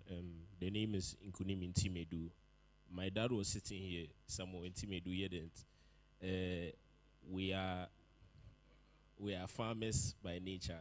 Personally, I oversee 2 farms, one in the Greater Accra region, and then the other in the eastern, the Nsawam area. So far, we've done about 200,000 beds to date from January to now. In terms of revenue, we've done close to 4 million Ghana cedis. And I'm still in school. I'm in Ashesi University. So it's something that we are still getting better at and looking to improve by year end. Our biggest client, Aglo2, is sitting here. So thank you. Thank you. So, Nkunim, let me start this time. Let me start from you. So how long have you been in this business, raising 200,000 beds? So we started. Yes, please. Yeah. So we started January of this year. Wow. We started at our site at Dodowa. We started with about 35,000 at Dodowa, and we cycle every 5 weeks. We cycle about 30,000, and we've done 7 cycles so far. So it was about 210,000. So we started just this year. Okay. Yes, please. That's very quick. Yes, please. And no, so Hamdia, yes. So seed grower. How long have you been in the seed growing business? 1 year. 1 year. Okay. This year will be my 2 years. This year, 2025, will be your 2 years. Yes. Wow, that's nice. And how did you hear of Happy program? How did you hear of the program? I heard it from my assemblyman, from my community. So when I heard about it, and the people also came, the agric officers, and they talked about MasterCard and then agric impact. So after hearing it, They said they are here to help the youth, especially women. So I was interested, and they said they need 50 participants to write their names. So later on, my assemblyman told me that they need one person to come to Tamale for the training. So he took my particulars, my Ghana card, my number, and he gave them to the agric officer. And he called me and told me that we will be having a meeting in Tamale. So I told my husband, pleaded with him, and he agreed. And I went for the training. So after the training, I came home. So, and later on, when farming was there to start, the agric officers, they brought seed, soya bean seed, weedicide, fertilizers, and even supported us to plow the farm. That's how I was introduced to the program. Yes. Very nice one. So, in Kunim, let me ask you this. You just mentioned that you are a student of Ashesi University. What are you currently studying? So I'm studying business admin with the focus on a business strategy option. Great. Yes, please. What motivated, because I know agric is also business, so you, as a business strategist and all that, you would want to do a lot of things, but specifically poultry, what motivated you to go into agriculture and then also poultry farming? Okay, so in 2023, we went to Nairobi in Kenya for an after conference, the African Free Trade Area. And when we went, the conference theme was just how we can explore trade in Africa. And I saw a banner just like this one, and it was marketing Kenyan chicken. And I was standing with my dad somewhere, and I told him that I think we can be a more poultry-centric business. And that was in 2023. Relating to what he does, I was telling him we can be a more poultry-centric business because there's a big gap. And when I came back to Ghana from that trip, that same summer, one of our lecturers introduced us to a policy paper by the FAO, the Food and Agric. And it was a policy paper about Ghana's agric projections and all of that. And there was a very, very, very huge gap between our demand and our supply. As of 2023, we were doing about 5% of total supply. When the country is about 400 million base, we're producing about 6 million. And that was not efficient to me. So I spoke to my dad, and I think that's when he was telling me about the possibility of the Happy Project. So it was through that, and then I started reading more about it, and I just started gaining more interest. It's not just poultry, but more poultry, cattle, sheep, fruits, all of those things are things that I think personally, from 2023 till now, I've gradually gained interest in. Yes, please. Thank you very much. I hear a lot of exposure here. And let's also find out from Doc. So you say you are a vet, right? Veterinary doctor. Okay. So so what specifically do you do at your company? You say you work with Rockland. So specifically, what do you do? I do both poultry production and I also Please, render, they want to hear. I do poultry production and I also render vet services. Okay. Yeah. Do you render the services to only Rockland, or you have couple of?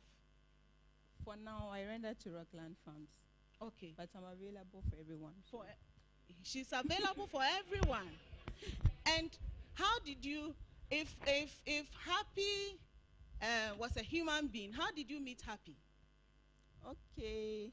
When I was in my final year, we had a lecture, and our lecturer invited some dignitaries to come and speak to us on how we can start our own businesses after school, since in Ghana we don't really have jobs to do right after school. So Madam Edith was one of the dignitaries, and when she was speaking, she spoke about the Happy Project, that if you wanted to do a business based on the 4 value chains, but then you don't have the funding to do it, you should apply. So the link was sent to us, so I applied, and then the TechnoServe team came to my hostel to do some interviews and other things, and then that was how the whole process started.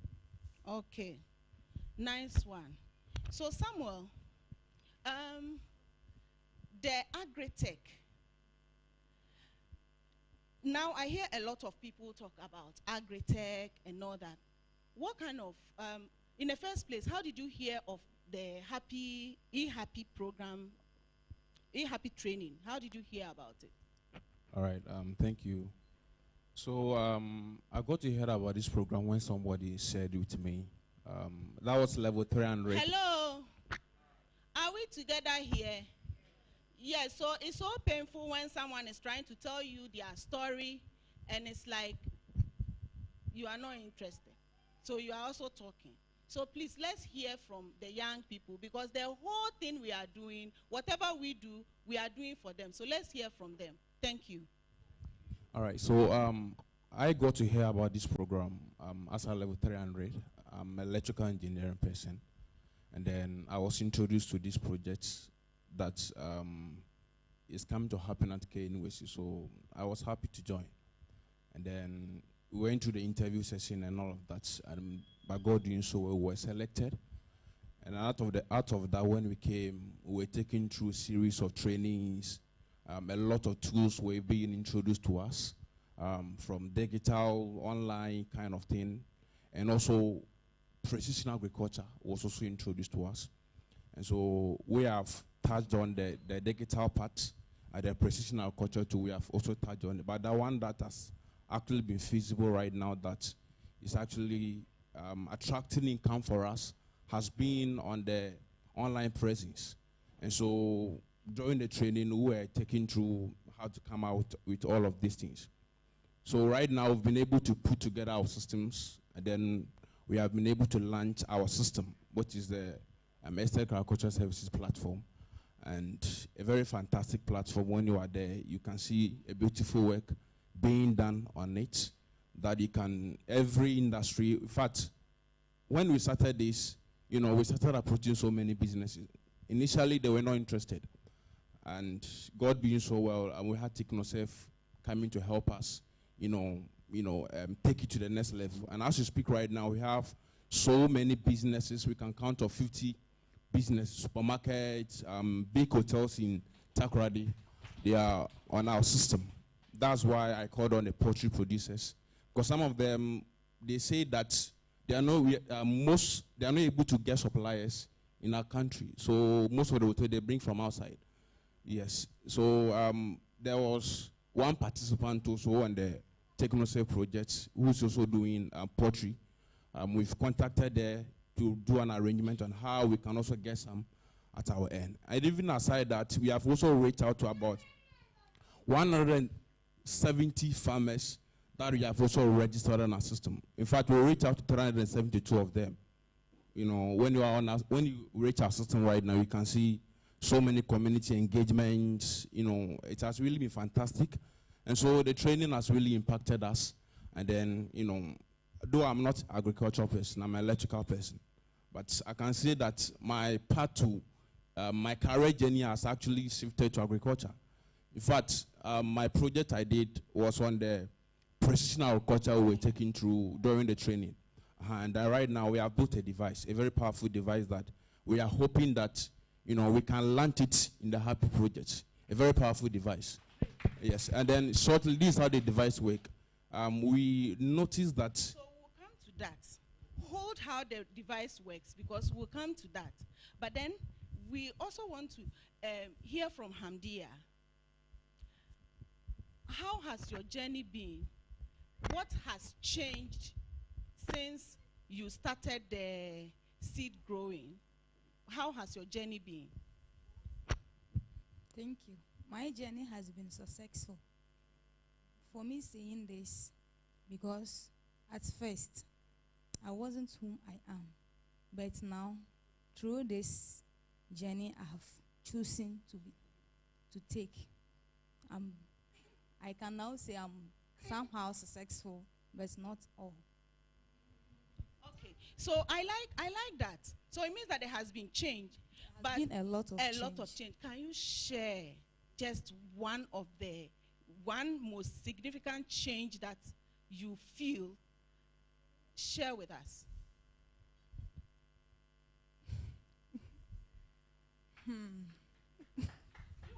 Do you want us to go and come back? No. Okay. The change, that's one change. Yes. One big one. Now, my family respects me. Thank you.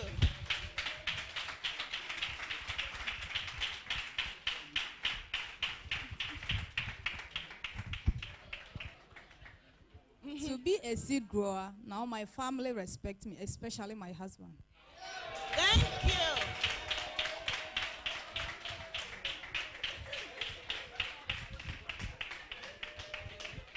Okay. Okay. Mr. Rivers, you want to say something?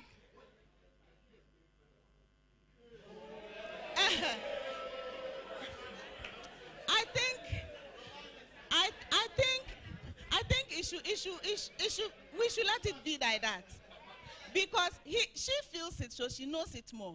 She knows now she has respect from the family and the husband, so it's fine. Yeah. So yeah, thank you, Hamdia. Inkunim.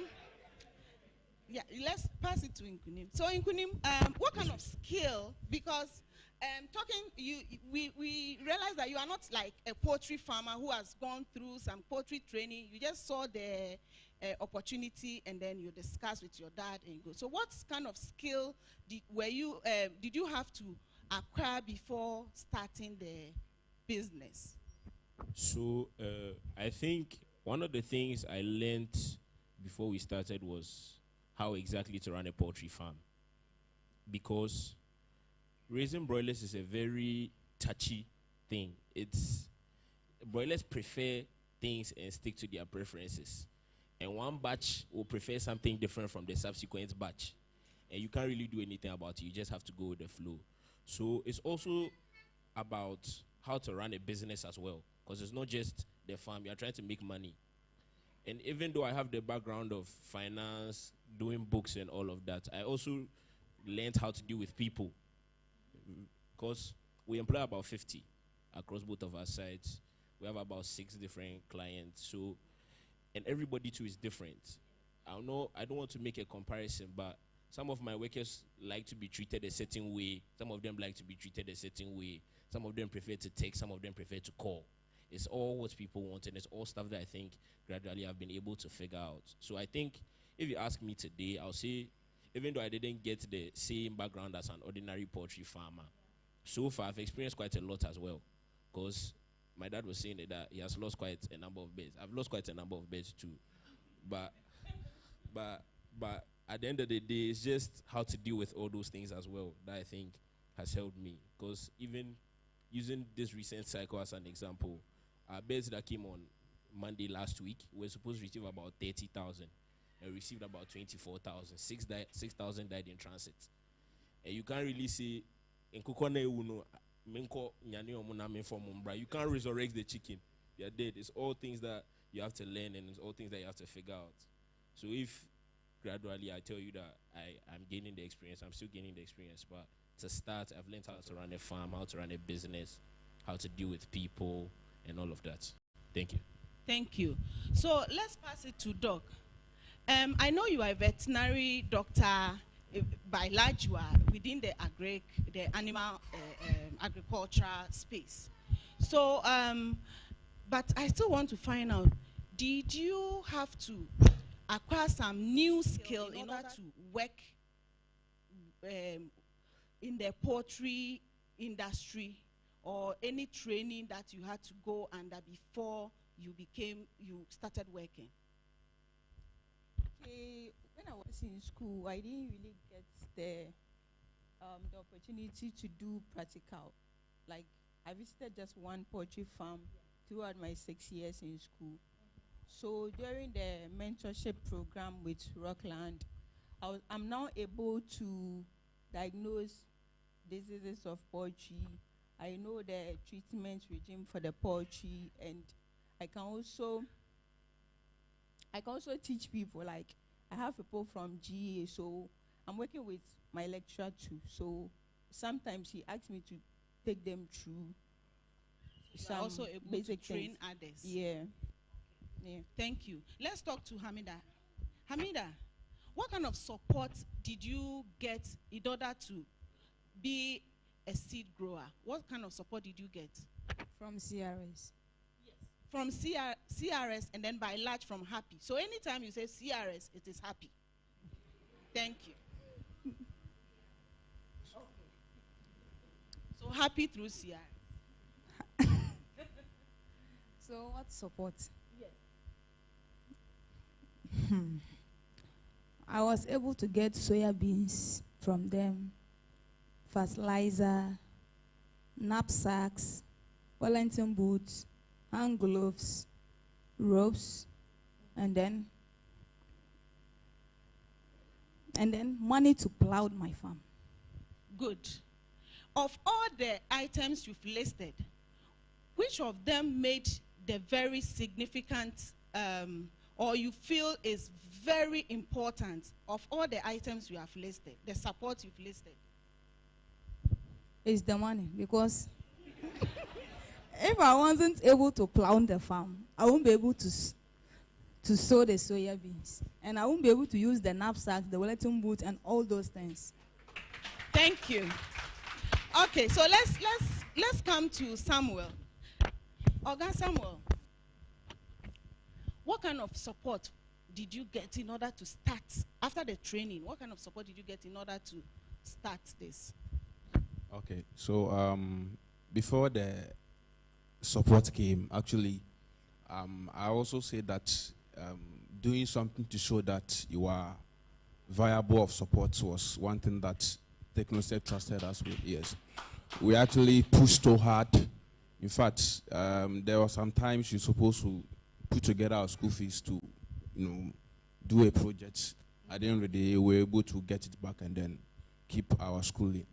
And so TechnoStep came in to grant us an opportunity in the form of funding. And in fact, before the funding even came, they even took us through some entrepreneurship trainings. In fact, it was very, beneficial to us. I would say that. Great. And then the money also came, and that's actually, make us where we are right now. Very important. All right. So let's go to the next level of question. We want to understand, since yesterday you've been here, we've been talking about job, and not just any job, but dignified and fulfilling. So starting from you, Samuel, how do you understand if we say a job is dignified and fulfilling? What is your understanding of that? Okay. So I'll make it practical to us at Estec. I will say that when you talk about dignified and fulfilling job or work, I will say that it's any kind of work, but let me link it to agriculture.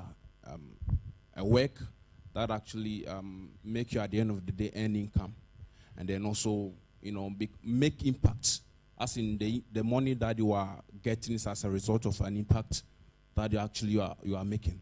And then at the end of the day, it makes you self-reliance.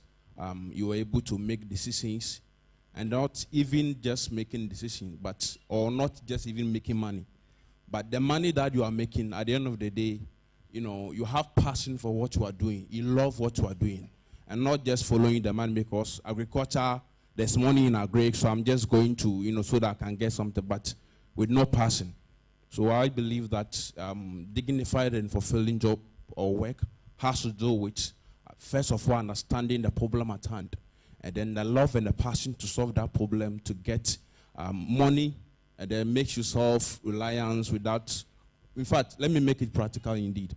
I was in school, but through this project, after the digital trainings and all of that, we were designing flyers, building websites. Websites, sometimes we can charge like 1,000 cedis at that instant. Flyers, we are charging like 200 cedis. So at the end of the day, when all through school, we're gaining something. Where self-reliance, I wasn't calling because I was the one that took myself all through school. So I was self-reliant without calling anybody for money or anything. So I believe that the Happy Project is one key note. I believe the trainings aspect has actually been That's all we need, because giving money to somebody without the training, it will be a waste. It is when we touch ground, we got to realize that no, that thing is not like how you see, you sit back. When you have to touch on ground to see the reality, you're able to face it. Like my brother said, you're able to face the problem, learn the realities on ground, and at the end of the day, you are able to bring out solutions that will increase your pockets as in financial. So thank you. So that's what I can say. Yeah. So I hear a lot of income and then passion. So yes. All right. So let's hear from you too. You are an employee. So what would you see in order to tell us that this work is fulfilling and dignified? To my understanding, dignified and fulfilling job is a job that is financially viable and has a good working environment. And also, there's no discrimination when it comes to gender. Yeah.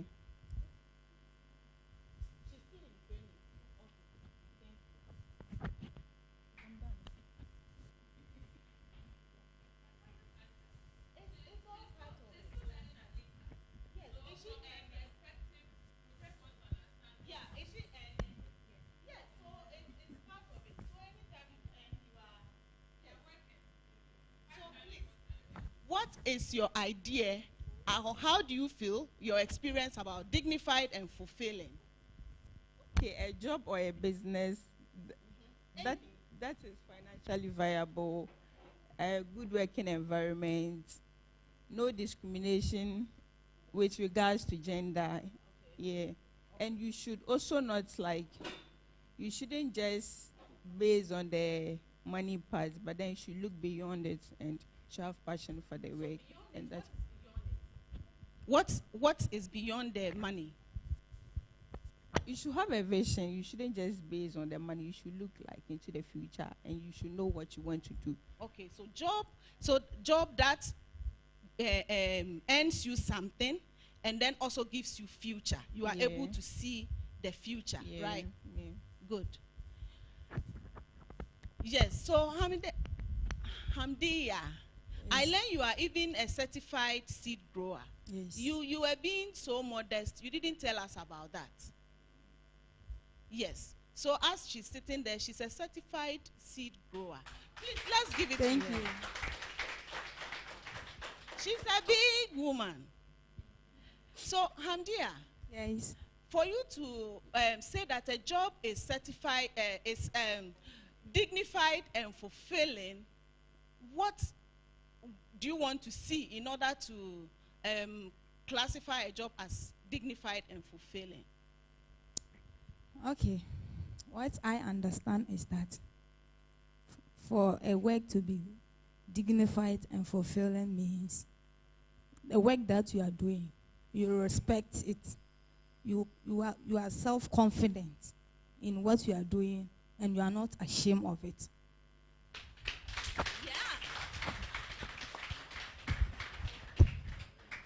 So I think I'm a job creator. I employ people. Great. So I would say when you ask me what dignified and fulfilling work is, first off, your working environment has to be safe. The working environment you provide for your people has to be safe.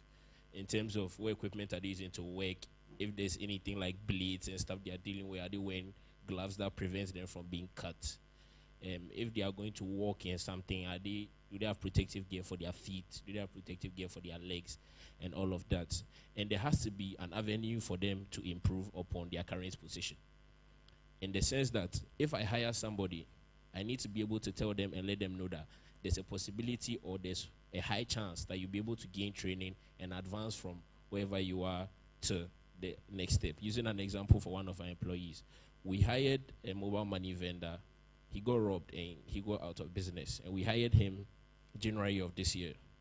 And when we hired him, he was just a farmhand. He was rearing the beds, he was taking care of the beds and all of that. But we took him through training on how to use Excel, how to use Microsoft Word, how to send emails and all of that. So from January till now, he has handled all our stock, and he has done a phenomenal job at it. You have to be able to provide the opportunity for your employees to see that, oh, this is my guy. I started the work with him all right, but the avenue for training has been there. So in the sense that my friend was talking about financial, and somebody said it has to go beyond the finances. There has to be a certain level of pride and interest in what you are doing. If you're not proud about it, it's not fulfilling. Because me, I'm in school, but I'm very, very fulfilled. I'm not earning some of the money, but I'm very, very fulfilled. Oh, so meaning you don't pay yourself? No, I don't pay myself. I don't pay myself. No. Why don't you pay yourself? Why don't I pay myself? Oh, me, I live under my father and mother's roof. I don't pay bills. They pay for my food and all of that. So the people that I work with who have bills to pay, have people to take care of, are my focus up until my father sacks me from the house, which I don't think he'll do. So I don't think I'll pay myself anytime soon. Yes. Okay, so still hold on. If you have to make agriculture work dignified and fulfilling, what one thing would you put in place? So let me speak to myself personally. Yes. I think the thing with poultry specifically is as you are advancing in terms of skill, you have to automate more. You have to, for instance, when you do 30,000, that one boys can do it. But in the sense where you are doing 300,000, 400,000, 500,000 per cycle, you need to automate some part of the process. So I think if you were to ask me, when we get to that scale, which we will, we need to incorporate training with our current workforce, in the sense that our workers need to be able to operate certain specific kind of machinery related to the business. We don't want to be telling ourselves that we have workers who are doing what they are doing, but then when we get to where we are going to hire a different kind of people. We want to take from right where we are. We want to continue training, we want to continue improving, we want to continue making the lives of our current workforce better. And another thing that I think I would do when you ask me how I will create more dignified and fulfilling jobs within, one thing I do is bonuses. A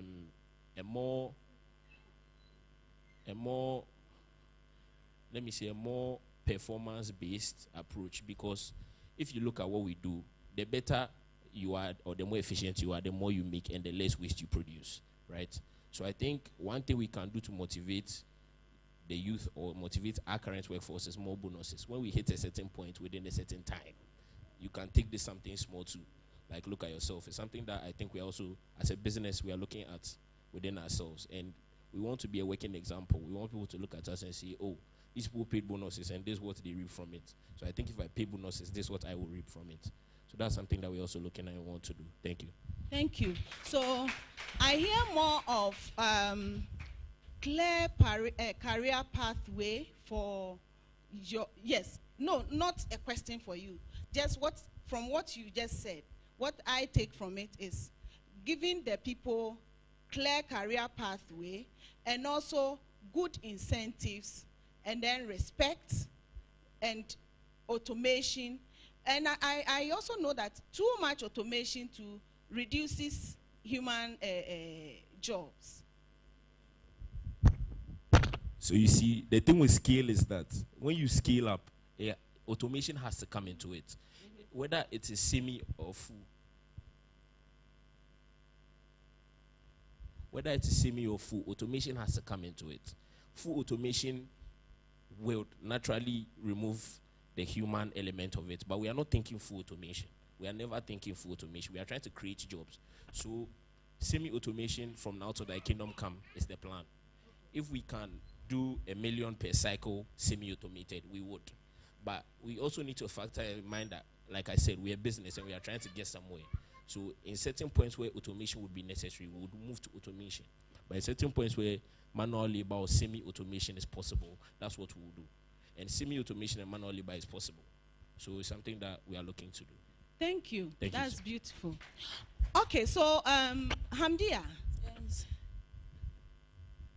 what challenges did you go through in order to, because I'm very, very much interested in your seed growing business and you as a family woman and doing this business. What kind of challenges did you have to, or hurdles did you have to jump over before you are sitting here today chatting with us? My biggest challenge was land. Land. Our community it's not easy for a young woman like me to get a land to farm. But because of Happy Project, I was able to convince my husband, and he said, let's make it a try. So after trying, he is now interested in me even adding more farms to me to be able to farm this. Because of last year, my market, the way I sold my certified seed, he was very, very happy. He was even pressuring me this year to add more land to my farm. Great, great, great. And this is also to let you know that CRS did a lot of gender transformative training and activities in their communities. So the men are also now supporting their wives. Through these trainings, they are able to realize that, or they are able to get the economic benefits of letting your spouse go into business and agriculture. All right, so I hear we have some young people who are sitting here that we want to also interact with. I've seen two from Agro Kings. They would also want to share their experience with us. How has your experience as a young agripreneur been? Okay, so what does dignified and fulfilling job mean to you?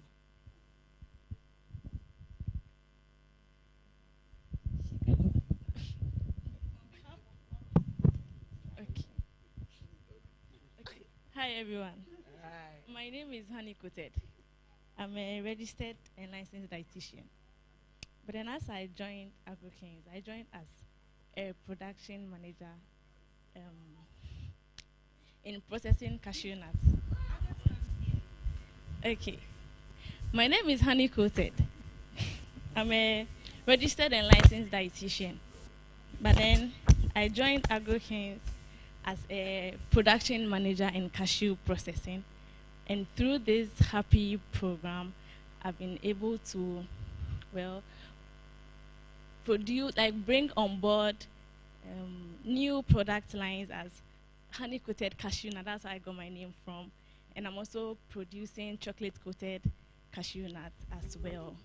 And I find this dignifying and fulfilled because, well, even though I'm not practicing in the clinical settings, but I'm able to do something that gives me money and then a lot. So what's your real name? Honey coated.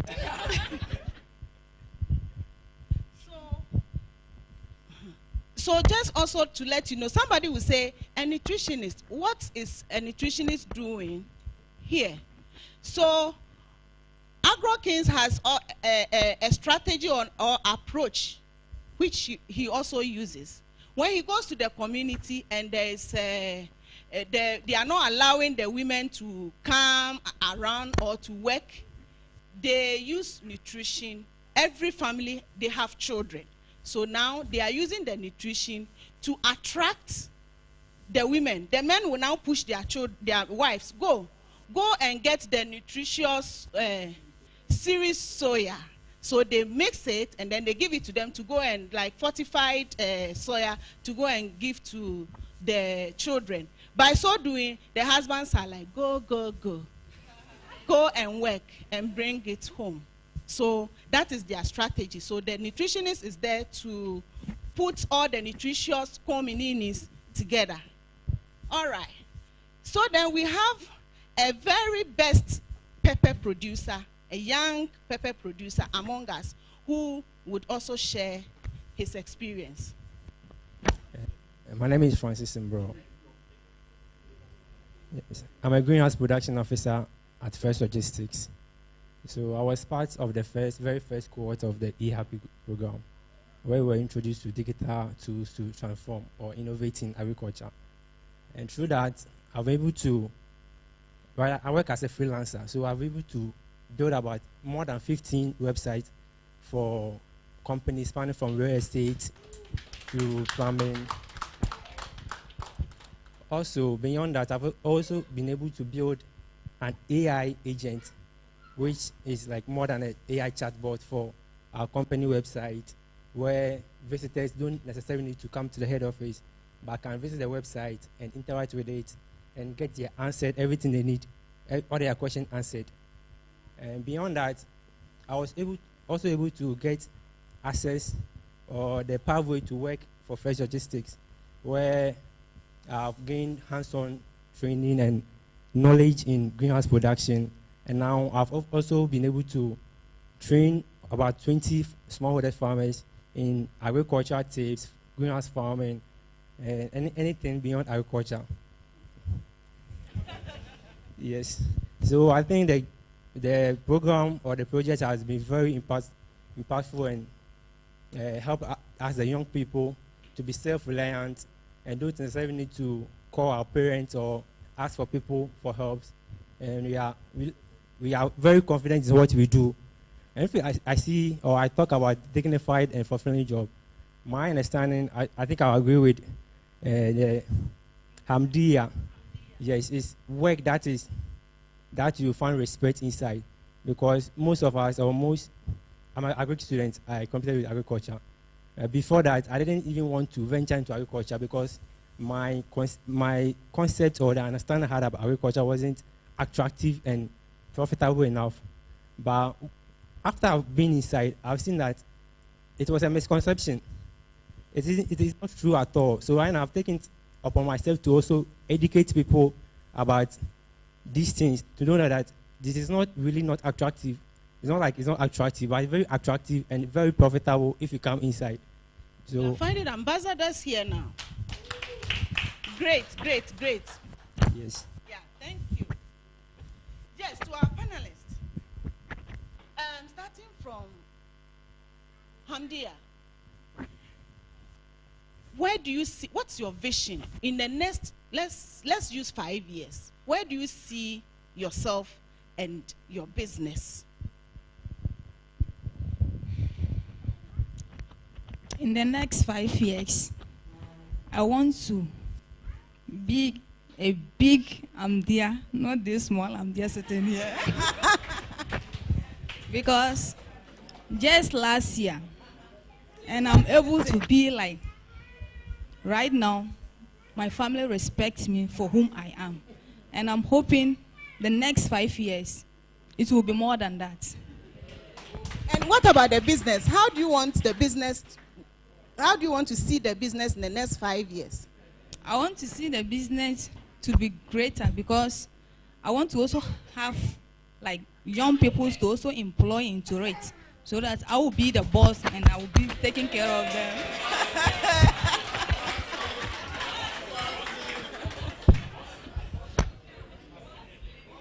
Yes.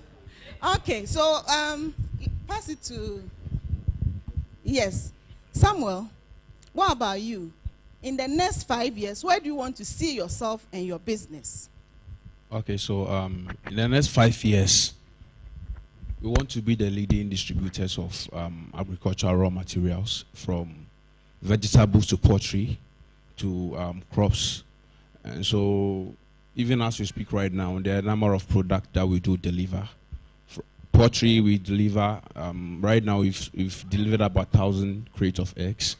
And with poultry, the chicken, right now we have orders. Atlantic, for example, Akroma Plaza. We also have Choice Mart. All these big institutions, they rely on us for egg supply.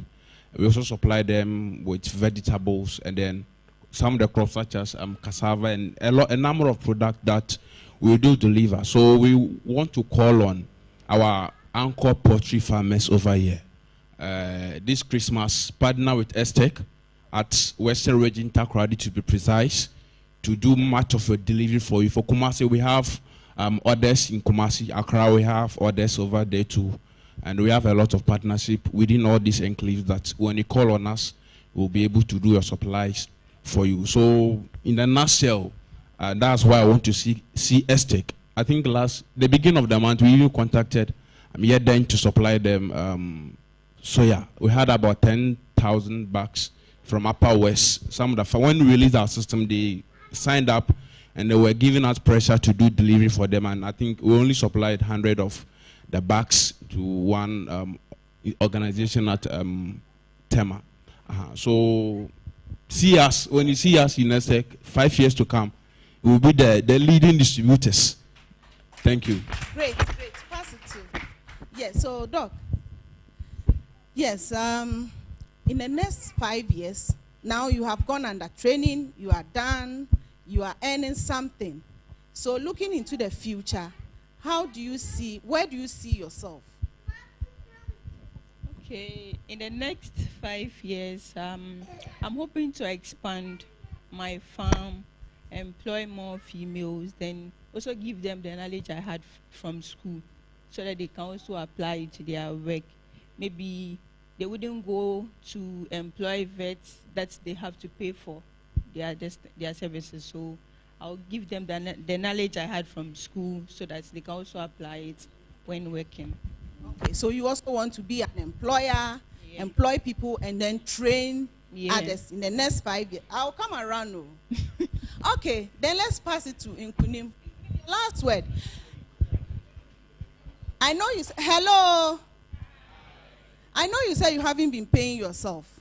In the next 5 years, do you still want to be a businessman who doesn't pay? And where do you want to see yourself in the next 5 years? Yourself and your business. Oh, the payment of myself, I think 5 years from now, I'll be paying myself, but I don't think that's my main focus when I ask myself where I want. I don't think that's my main focus when I ask myself where I want us to be 5 years from now. Because poultry is a numbers game. And Ghana currently, when you look at what we import, I think the gap can be closed significantly. And 5 years is a lot of time. So I think even though we are not necessarily racing against the clock, we are kind of racing against the clock. So we need to look into how we can almost, let me say, 10 times or 20 times what we do right now per cycle, And I think when you ask me what I want my business, it's my siblings and I that run it. What I want my business with my siblings to look like 5 years from now, I'll say we want to plug the gap. We want to obliterate what the people are importing.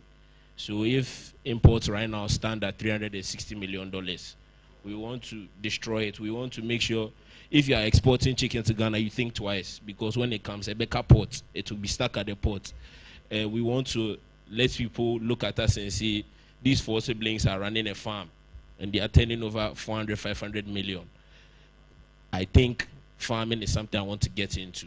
I think we want to be able to create jobs to the extent that even if it's not directly in production, services relating to poultry too, veterinary, consultancy, construction, we want to make ourselves the focal point in poultry 5 years from now. And I think it's doable. It's very doable.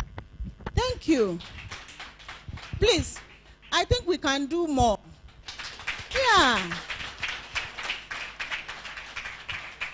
On the note of it is doable, I would want to say that, or congratulate all of us, the partners in the private sector. Listening to young people, we have done so well. Every little activity that we do is adding to dignified and fulfilling work.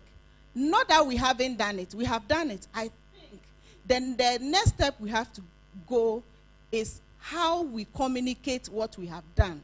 Because listening to them, there's no way we haven't done it. We have done so much, but then how we communicate it, how we link what we have done to the success of the young person, that is what is left for us.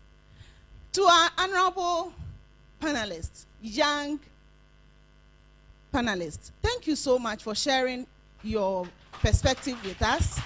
We will continue to support you, and then we hope that your aspirations come to pass in the next 5 years, and that so that the name Happy will always be on your heart. Thank you so much. We can give them some song to go.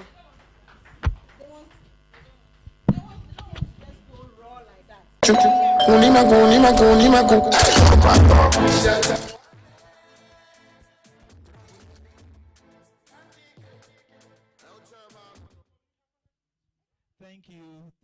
Thank you. And thank you, Diplomat Safo and Amma. Thank you for this time. It's lunch time.